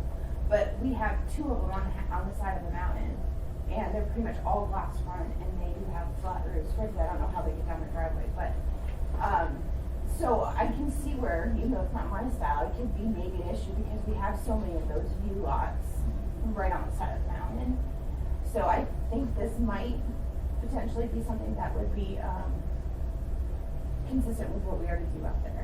If the assembly wanted to adopt a modification to that portion of the code, you would just simply exempt Shubiaki or Eagle River from the 3-story. So I could put, like, at the end of this sentence, or something like, except in Shubiaki, Eagle River, the underlying zoning would dictate or something. Correct, something to that effect. Yeah, we Okay. can draft some language. And I'm sure that Hillside had robust discussions about this, so John, I'm not gonna pull you in, but if you wanna tag on to that, I would hope to get the committee's support in Shubiaki, Eagle River at least, in my district, that we let basically stay with the status quo and let the underlying zoning, dictate, not a story number. That's what I'm asking for. Well, there's been, a lot of discussion. One is you can't do 25 feet because and you can only build flat roof houses and no one wants flat roof houses. And one Now we're story, hearing, yeah. okay, they want flat roof houses, and so we went with 35 feet everywhere. Yeah. Their height is 35 feet, and so we can't do that. It's too restrictive. You might need another 3 or 4 feet. You don't want to not have a great house because of 3 or 4 feet. It's all kind of arbitrary. So, so we said, let's make 3 stories, and we were, for some time now, saying, okay, that opens things up, we're good. So now, this is the first, let's look at this. So, I don't think we want to, the goal is not to restrict beautiful homes, certainly. But on the other hand, it's the thing, from the downhill side, to see the wall of the backs of homes, it can be quite high. And I think that kind of came out as an aesthetic thing. Hillside District come out also with a comprehensive plan, and we can't ignore those plans. No. Those plans are guiding documents, so that's where those issues come in. And, but I see Karen's point, that so you could do a 4-story downhill side. But it's still gotta be the 45-foot height restriction, regardless from the front. So just because I'm removing either the story limitation on the back, it's still gotta meet the 35 feet from the front. Can we go back to 35 feet on the downhill slope? No. Well, because that's the problem is when Well, that you works for your start, flat roof. when you start doing it that way, it's only 1 story flat roof. That's the problem is how you're measuring it. But that's why I said, I'm not gonna push it. I wasn't in the discussions on the hillside when 3 stories versus 4 were coming up as a discussion point. But I can tell you in Shubiaki Eagle River, it's not been an issue. Mr. Chairman? All right, 1 sec. So we kind of said 10:30. Can we go longer? Yeah, we can. We can keep going. We're not limited as long as we've been publicly noticed. That's what they've always told us. Okay, let me just real quick, Frank. Yeah, I was just, my only kind of 2 cents in this, I think it's good to open up, leave the options as open as possible because of aesthetics, flat roof, and maybe that's not a big choice. Seems like you already have a technical requirement, 35-foot height. So there's lots of designs that could fit. And for me, for the community, for, development, I think having a little bit more flexibility to release that additional option is worthwhile because it brings somebody else maybe into the housing market that might not otherwise do that if that's what they really want. You already have a technical requirement on the height, so, and even the 3-story limitation, I like the 35-foot, that's your technical basis, that limits your height. Keeps your options open, I guess. Well, we thought that. That's why we went to 3 stories. 35 feet on the downhill slope was considered too restrictive. No, I'm talking about, you're talking about the garage door. Oh, yeah. I think we're Which there. makes sense to me. I think we're there pretty solidly in that. So if the downhill slope is not an issue. Yeah, Mr. Chairman, I brought it up to Eagle River the other day. Historically, it's been 35 or 34 feet in Anchorage from the garage slab. And then if you cut your plane across, so in other words, if I was gonna cut right across, so here's the garage, if I was gonna cut right across here, the basements were always kind of free. They were just something that was underneath the house. So basements were never counted, they just started to matter in this new rewrite. Previously, they were just there. You know, so you couldn't just hang out here, so that you put something below it, and that's how the basements in your downhill slopes, that's how the thing came about. So I agree with, I think it's Eric over there? Frank. That, the 35 feet does everything we want, and forget stories in the back, forget everything, it's just 35 feet from garage, slab being your 0 point. And just 35 feet up from there and everything in the back of the house. And John, I think this all came back with Rabbit Creek. But I keep bringing this picture up, I'm sorry, it's not an ugly house. For someone to not want to look at that, I don't know why. It's just, and that does meet all the criteria. I know there's comments, this is because of Rabbit Creek, and that's absolutely incorrect. This is because of our 2020 plan talks about hillside views, and also the hillside district plan talks about our aesthetics, the community aesthetics. Those are guiding documents. Our code should follow the guiding documents. There happen to be 2 torch bearers for that at Rabbit Creek. It's not their thing. These are the hillside district plan and the comp plan, and since Well, I'm not saying it's negative, it's guided. It's kind of come up with these things are important. So it is much broader based comments, and we can't ignore plans when we do a Title 21. The rule is Title 21 must reflect those. So we need to find some balance there. We want to not have gorgeous buildings, but the old code permitted buildings, and people were going, yeah, and that's reflected in the comprehensive plan. So some are saying you could change the comprehensive plan, but they're on the process. We'll get you there tomorrow. And I totally support what you're saying, and I would just like to go back, and point out again that some of the driving changes in this, as were pointed out in the first whereas statement, is a hillside district plan, and there's no consideration of the Chugach Eagle River comprehensive plan. And that was brought up extensively at the Eagle River Advisory. I mean, they're actually offended. Wouldn't you say that was an accurate statement? I would. They were actually offended by the fact that no one even looked at their plan or considered what Chugach Eagle River wanted, but they're making these changes. So that's why I said, I would not want to impose what I think the solution for Chugach Eagle River is on the hillside, but I would hope that the committee would accept and support my requested amendment to deal with this issue in Chugach Eagle River, because I can think of 2 houses off the top of my head that are modern, and I don't know if it's 3 stories or 4 stories, I couldn't tell you, but yeah, I think we're fine in our community just letting the underlying zoning deal with it and not limiting people to 3 stories. Let's see where we land for everywhere else. I mean, maybe we do that for everywhere, so let's hold on to that as possible. So, and I did have a question, someone sent me this, maybe we can send it to everybody who would know. But I just want to know with this, because I think to the normal person, not a builder, okay, that basement is a floor. Basement, because my house is that way, I got 2 floors from the street, and it goes, this is Independence Park, it's not. And, but then I have a basement, what you call a walk-off basement, I call that my 3rd floor. My son calls it home. So the basement is a floor, or is it? Would it be in what we're doing here? And here, in this drawing, is this, and I think, Paul, you kind of shown that, if it was half covered with dirt. Then Well, that's how it was down for and years, so on. Mr. Chairman.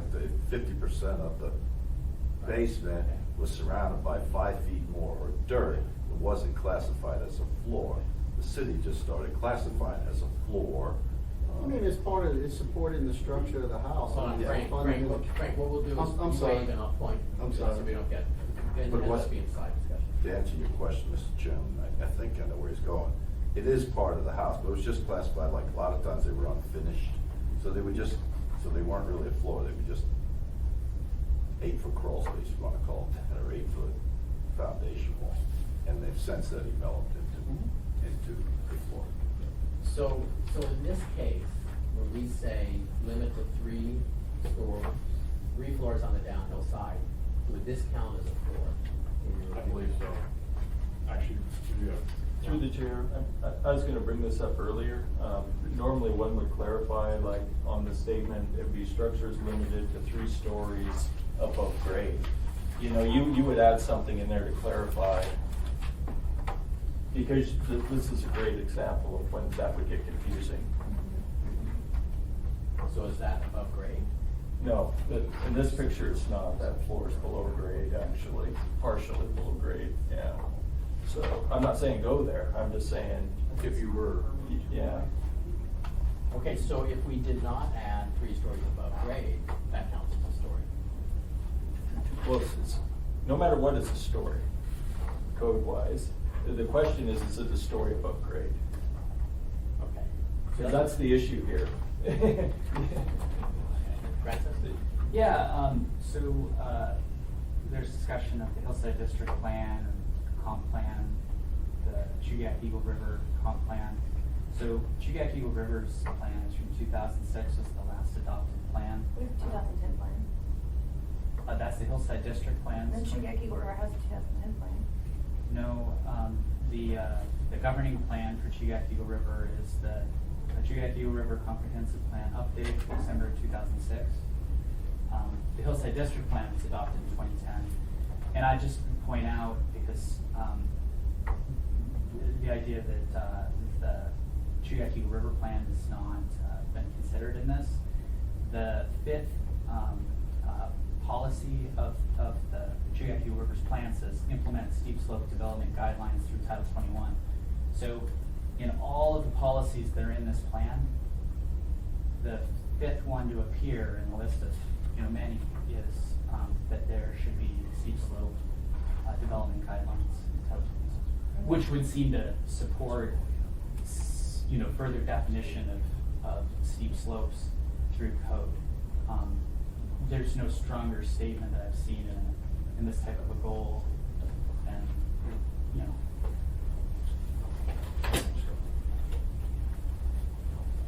And I haven't looked through the rest of the policies in action, but the issue came up, so I just looked at the first page, and there it is. Have you been following the Carroll Creek project? Because they're going to augment HOP and everybody's using this in 2010. That's not enough? that's not the comp plan, no, that's not the Chugach Eagle comp plan. Oh, it's a site specific? Yes, yeah. Okay, so Well, that's where I'm I am confused. familiar with the. That's where I'm confused. I knew there was 2010. I read it. Chair, Mr. Chair, can I make a comment on this? I think this condition wouldn't really happen in a 20% slope situation. This I could see on a flatter lot if you had a 5 or a 10% slope and you wanted to have that walkout basement, you'd have to dig down to get access to those French doors. But if you're on a steep slope, 20% or greater, this really doesn't occur. Does that make sense to you? I think so, but if you were intent on kind of doing 3 floors plus this basement, you could backfill up to make it appear that way. Or do we, since we start at natural grade, is that what that does? If you're on a steep slope, you do the 10 feet over the lowest natural grade, would that prevent any confusion? It could, yeah.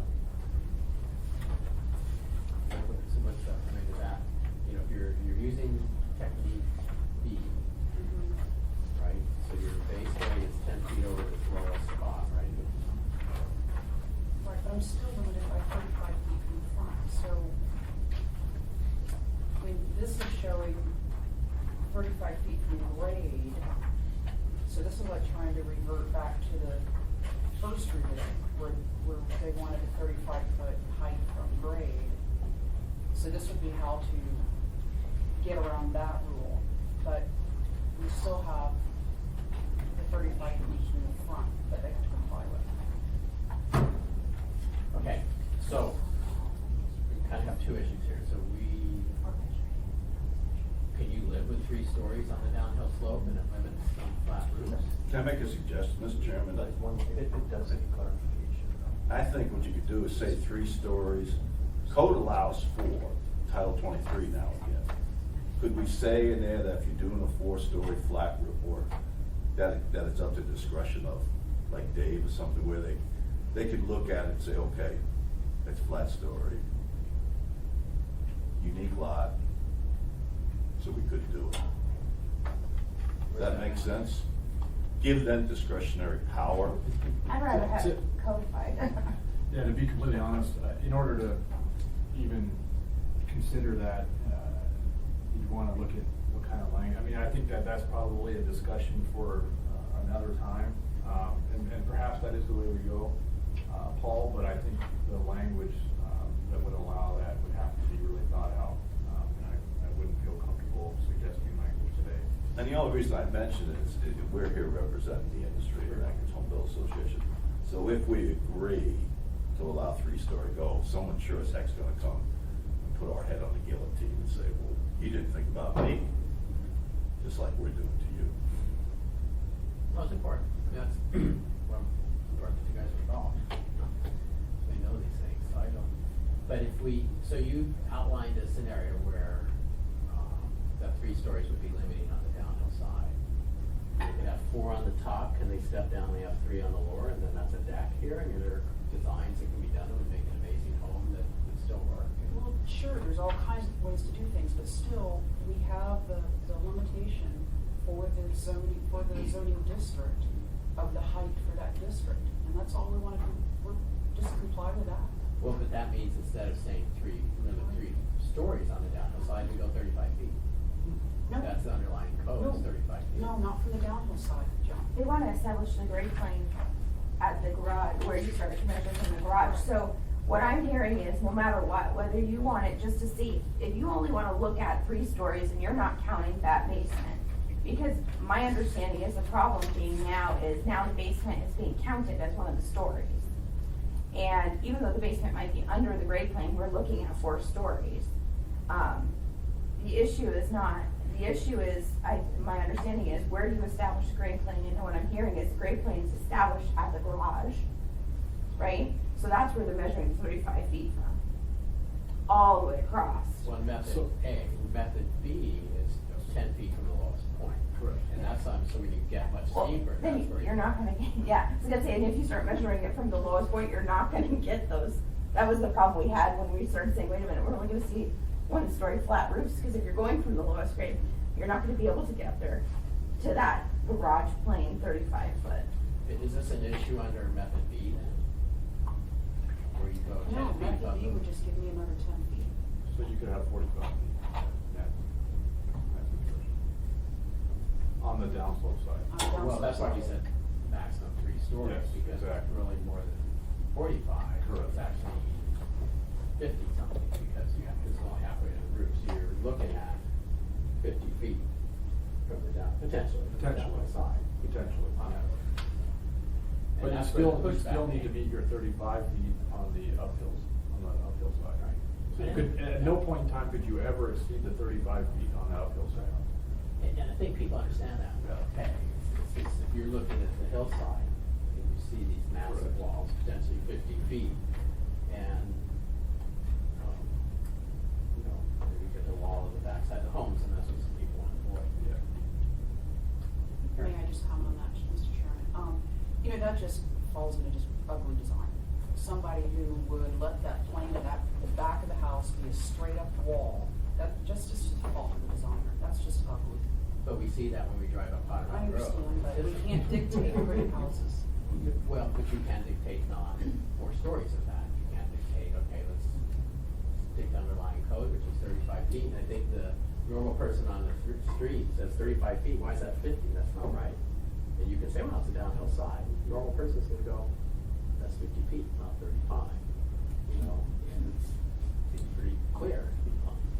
Through the chair, I mean, if that's what the goal is, to avoid that ugly design, you should actually have a number here versus stories. There was a builder built a house above me, and he took a pre-design, and he stuck it onto a sloped lot, and rather than customize the house for the lot, he's got 13 feet on one end. So he's got a 13-foot high crawl space on one end, down to 0 on the other, I assume, and then a very tall 2-story structure goes up from there. So. We come back and forth on this 35 feet. It was 35 feet. Mhm. Well, no, it was 3 stories. Then we said, well, let's go 35 feet. We had some consensus on that. Now we're back to 3 stories. We're done. But I think your scenario is kind of driving that to Francis. Yeah, so in my role as in the planning department as a zoning plan reviewer, I don't go to all the community council meetings. I go to very few of them, so I haven't been to the ones in Hillside, but we receive calls from people who have concerns, and sort of the activists community members on the hillside, my impression is that they're really concerned about residential building height on steep slopes. So the impression that I get from the calls that I've received and the things that I've heard is that people on the Anchorage hillside are not comfortable with, would not probably not be supportive as a community benefit goal of allowing 4-story or still taller residential buildings on the hillside. I don't know about folks in Eagle River, Miss Bossy know a whole lot more about that. I haven't heard concerns from that community. The phone calls come in, but I get the sense that in the Anchorage Bowl want to, this is already the compromise that's being proposed, and further relief from that would be more than what people would be willing to accept. Yeah, because going the other way, a lot of people think, we had 25 feet, now we've gone to 35, now we're going to potentially 50. So you may look at it as we run limited and directed down, but it depends on the direction you go, so, as far as giving things up. I would just, I'm not too prideful to beg, so I would just beg the committee to please support an amendment so I can make Chugiak Eagle River, just let the, in this particular issue, let the underlying zoning district dictate the height. I don't care if it's 3 stories, 4 stories. And my sense I got from the advisory board members is they don't either. That's the reason they kind of felt like we went through and we actually put height limitations and stuff on certain zoning districts. It's kind of like we already fought this battle. And there wasn't a concern about how many stories. It was just, there's a height. But I think it does help to measure it from the grade plane, when we're talking about the basement. I don't think there was any intent, and in fact, when 34 was discussed and brought out to there was wide support because they realized there was no desire to have 1-story flat roofed houses on some of these steep slopes and measure it from, the lowest grade point. That was never even considered. And so they were not supportive of that, but they were supportive of 34. So I thought we kind of fixed this before for our community. So my hope is that I'll just stick with my amendment. Yeah, maybe I'll just piggyback on Amy's point. I think that the Chugiak Eagle community, the advisory board, is approved a resolution to actually strike that portion of it. So I think, Francis, you didn't know how Chugiak Eagle River feels about this. I think it's very clear through that advisory board that they would prefer to see the limitation of 3 stories stricken from this ordinance. I didn't sign on the caveat. I mean, that's fine. Can you help me with that one, Dave? So now what happens, we leave it as, that it reads now as 3 stories. In Anchorage? Look at this lot. Well, I'm just, But we do need to watch. as you're talking about Eagle River, no disrespect to you, what about Girdwood, what about Bear Valley? I know you don't care about them, but. I try really, really hard to, same with marijuana. I fought really hard to what I thought was a good solution for all of Anchorage, but when the rest of Anchorage rejected my ideas, I stuck to my district. And the same is if they have issues coming from their district, I'll support their ideas and to reflect their community. And if that's what their community wants, I'll support it, but I'll fight hard to support mine too. So I try to give everybody the same solution because I think frankly Chugiak Eagle River sets better, but If we I'm sorry, guys, answer your question. Go ahead. If we absolutely had to, we could live in a 3-story, but it still is not a 10. Because what it should be is what all of the charts say for their zoning district should be height, taken from grade lines. So if we went 35 feet from grade plane. I'm sorry? If we went 35 feet from grade plane. From the garage plane. Was it the garage side? Garage. If you're on a steep slope and you're using method B, it's 35 feet from 10 feet above the lowest thing. So you have 35 feet, which gives you 4 stories, because that bottom one, as we define it now, would be a story. So 35 feet from grade plane, that would be typical, and that just matches the way it's done, right? So now we've said, okay, well, no, we're going to count that basement as a floor, the maximum 3 stories. So there's kind of, the options, you just go, okay, from grade plane, which could be the garage, that's method A,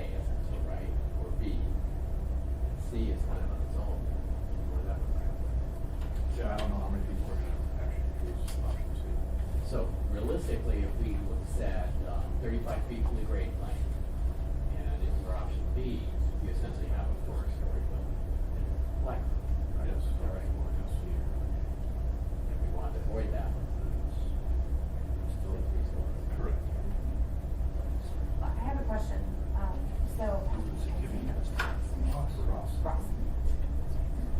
So Ross was saying that when he's reading this, there needs to be a clarification anyway, whether, no matter what, because he said this, now, I'm not a planner, so you guys tell me, but he said as he's reading this, he was thinking that there needed to be a clarification in this language anyway.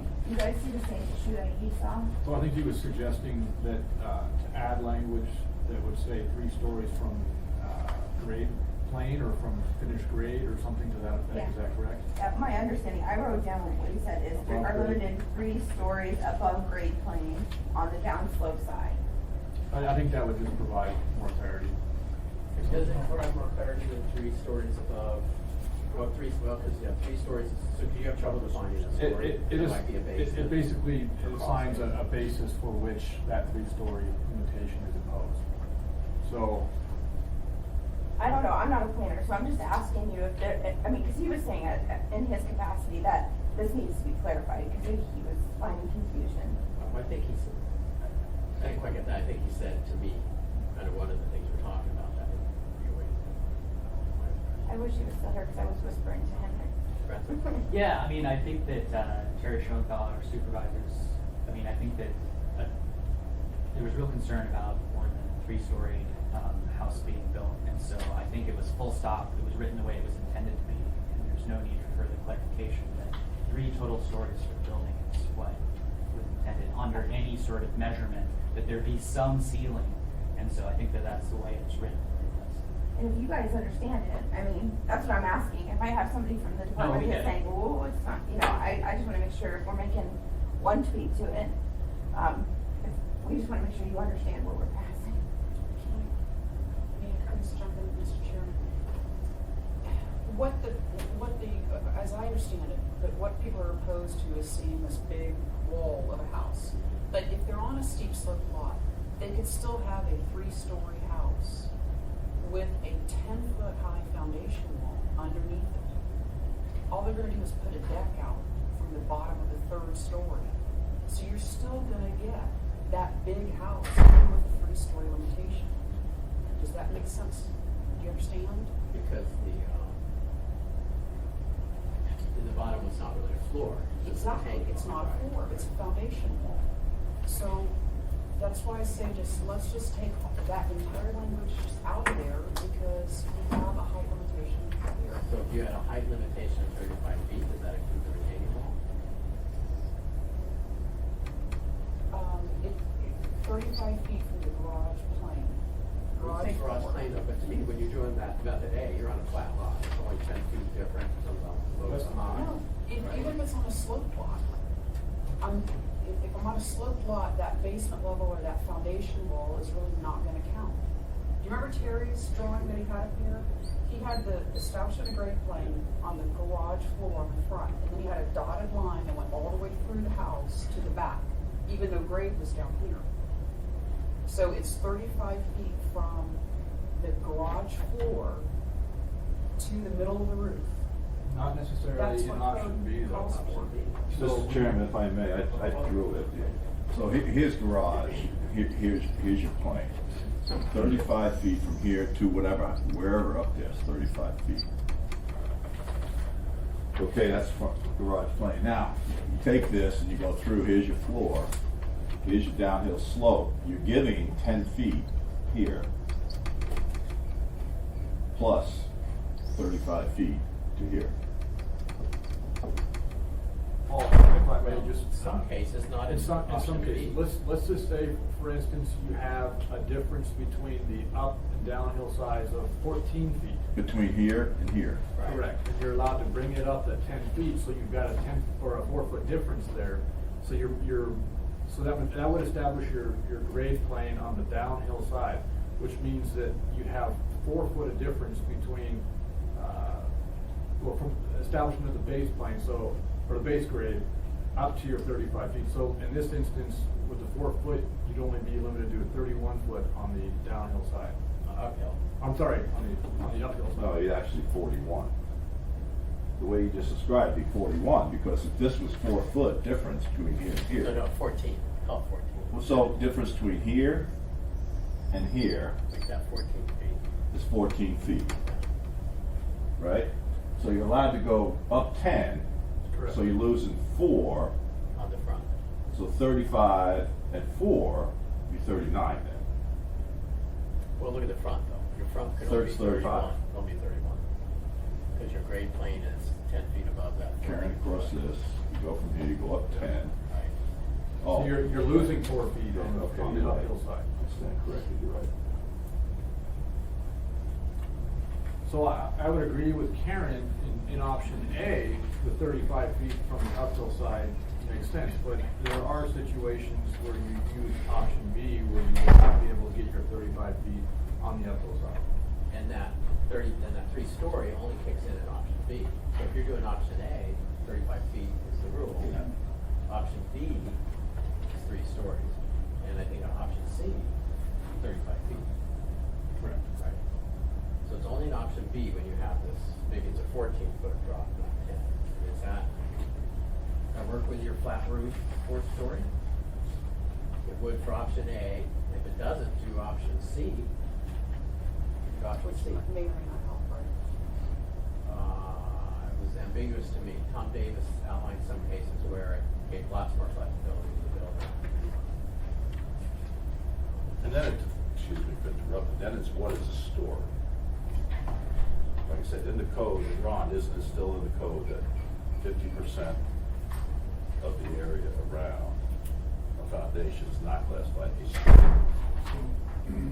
Title 23 and Title 21 have different definitions. Correct. So anything that happens in Title 23 is fine. Well, it's, But a story, from a structural standpoint, basement, especially when you walk out basement, gives you 4 stories.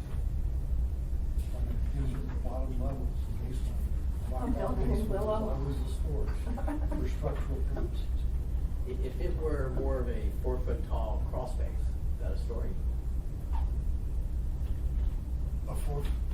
Pulling the number out. it has to be Crawl habitable. space, so 4, Well, it has to be habitable, this kind of thing. So 4-foot wouldn't be, so where do you click into habitable? Short guy like me. It has to 6 be feet. minimum 7'6" ceiling height. That's per building code. That's for the building. But in Title 21, on my page 14-38, there's a definition for story above grade plane, story below grade plane, and story 1/2. And they're all stories. Well, you go back a page and then there's just the definition of story. Right, yeah, story, portion of the building including Yeah. between floors. That's what story is defined at, and then there's a story above grade plane, which is more than 6 feet above grade plane or more than 12 feet above finished grade, and you couldn't, the story below, having its finished floor surface below finished grade plane unless it meets the definition of story above grade plane. Would that be a story? So if you could not walk out and it were just a daylight basement, is that a story? a daylight basement is a story. A daylight basement, so even if you can't walk out, but there's windows there, that's a story, because you can live in there. But are there designs that would just have a crawl Split space? entries. But you might just have like a 4-foot crawl space at the bottom for whatever reason. You're not gonna do a crawl space, Mr. Chairman, on a steep slope lot. That's the. Crawl spaces are more for your Okay. 5 feet and less, 4 feet and less. So the definition between 2 floors, so if you've got a floor in your basement, then that's a story. So 3 stories max using method B, can you live with that?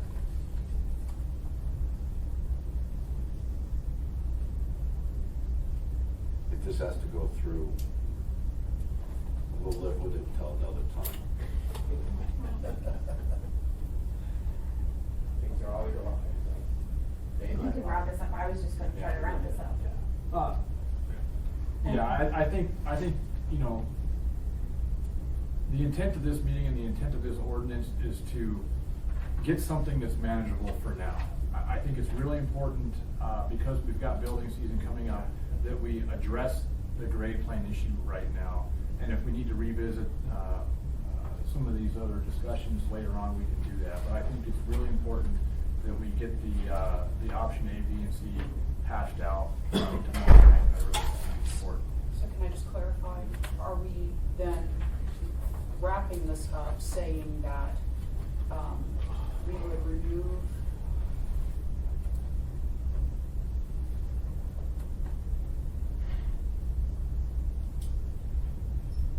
the last three II, was it going to say only for example B, only for the way we calculate in B? Well, let's go through that then. Let's go through step by step and make sure we're on the Okay. same page. Yep. So, we looked at, the 3 little I, restore current new Title 21 wording. Yes. Correct. Got that. For the grade plane, my understanding is we got 3 methods and we were gonna stick with those. So you would adopt as proposed? Essentially, regarding grade plane. Correct. Okay. And I think it's helpful to explain to people that what they're attempting to do is give them more options, More flexibility. more flexibility. Regarding the Class A, Class B, where it applies, we're okay. And then regarding height, we'll have an amendment to remove Chugachiga River area from, I don't know, rephrase that, chapter 10 areas, out of the 3 stories grade limit. And for the rest, we'll retain the 3 stories maximum for that protecting fee. Yeah. Okay. Does that match with? My question was, are we going to say that, for example, A, in the established grade plan, we can still have, it means it's gonna revert to the dimensional chart. And then, but when we use example B to figure building height and grade plane, option B is gonna have then a 3-story height. Right, that's the, that's But not 3 option C or A. Right, and that's 3 double little I on page, end of page 5 or page 6. I understand, but that just says in all Class B zoning districts, where option B is use established grade plane structures limited to 3 stories on down. Okay. Except in Chugachiga River. Where all the buildings are going on forever, right? Does that meet our expectations? Okay. Anything else? I would like to say just, I mean, I've said it over and over, Karen started. With respect to the assembly members, the industry didn't fight 21 passage when it went through because the previous administration, as Karen said, promised that when things were found, we would get them out of the code or correct them. Staff has been fabulous working with Karen's had an excellent relationship with Terry and Hal and Dave. But there's issues like this that we should have fought in the beginning and we should have amended them before Title 21 ever went into existence. And we would have, except we promised the previous administration that we would stop fighting it as long as they vowed to help us. So we just wanted you to understand and the rest of the assembly to understand these are the problems that we knew were gonna come up and they're coming up and we need faster response than we've been getting. I'm not saying that negatively, just when we're in a building season, something comes up, we need to correct it fairly rapidly. I don't know that we were fast, but we understood that, and that's why we met today, and we've been trying to get this. I understand, I'm not saying anything disrespectful, but there's probably gonna be more things that arise as we get more in depth with utilizing time. And I would almost say that the bottleneck, and I think we sort of addressed this talk with Terry and Chris Street at some point is, you know, you can bring, this went through the Planning and Zoning Commission, which I think appropriately it should have, and they would have their meeting, public hearing, all that stuff, they come out with the results, and it's a month and a half later, we got the resolution, and we work on it, and it wasn't that complicated to say, yeah, good to go. But it's resolution, I don't know if they're written slow, but then it's like a month and a half later, it goes back to the Planning Commission and say, yeah, that's what we meant. So it takes roughly a month to get a resolution passed because they'll decide that night, it'll come back at their next meeting, which is roughly a month for them to approve, and then it would go on the seen some that are actually longer than that too. And I was on the commission, like, I don't even remember anymore, it's been so long. So we are kind of looking at, I mean, there are 3 levels of review that we've looked at, and one is we have, I think it's in the code or something that it, where we could bypass planning and zoning commission if it's clearly just a blatant error, it didn't match the intent anywhere. And then you can do the normal process for, which is what we did for this, but there's an intermediate one we were looking at, which is, okay, you go to the planning commission and say, but we want that resolution maybe the next day, you know, like they meet today, and if they had something like this in front of them, write that sucker up and have it to the assembly for an introduction the next day, which I think maybe we don't want to do that on everything, but some things, particularly if you're looking at a building season, puzzle it up. So this could have been in December, this meeting. Well, can I just say one thing? I was gonna say, another option that we haven't really talked about, and, you know, I wanna say just crammed it, you know, through the process, because you can, frankly, it's just what Debbie had said, when she chaired Title 21 for so many years, we know there's gonna be unintended consequences. The Assembly, when they passed it, they made a commitment on the record that they would have a fast track mechanism in order to deal with this.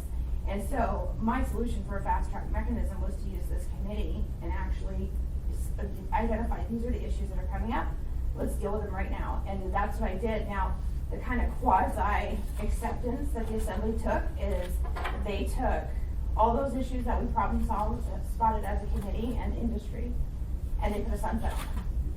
And now we're back to this. So, I mean, that was a way to save last year's building season and let them, and then it gave the department more time to come back through and kind of, you know, massage it and whatever. But so that's always another option. So if something emergency wise comes up that we spot, you can always come up with a season solution and say it's gonna sunset in December, and then just like we did with this one, come back and say, okay, now let's go through the P&Z process too. So I think when we started looking at this, it was months ago, we thought we'd have this thing pretty easy. Our goal, we'll have this in November.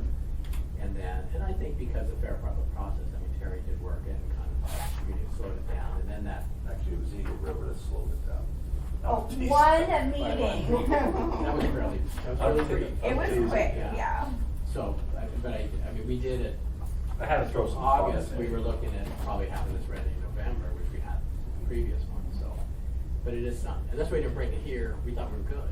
We didn't need that, you know, so. And the other thing, Mr. Chairman, if I may, and Ron Wild agreed with it, there's some things in 21 don't line up with 23, and some things in 23 don't line up.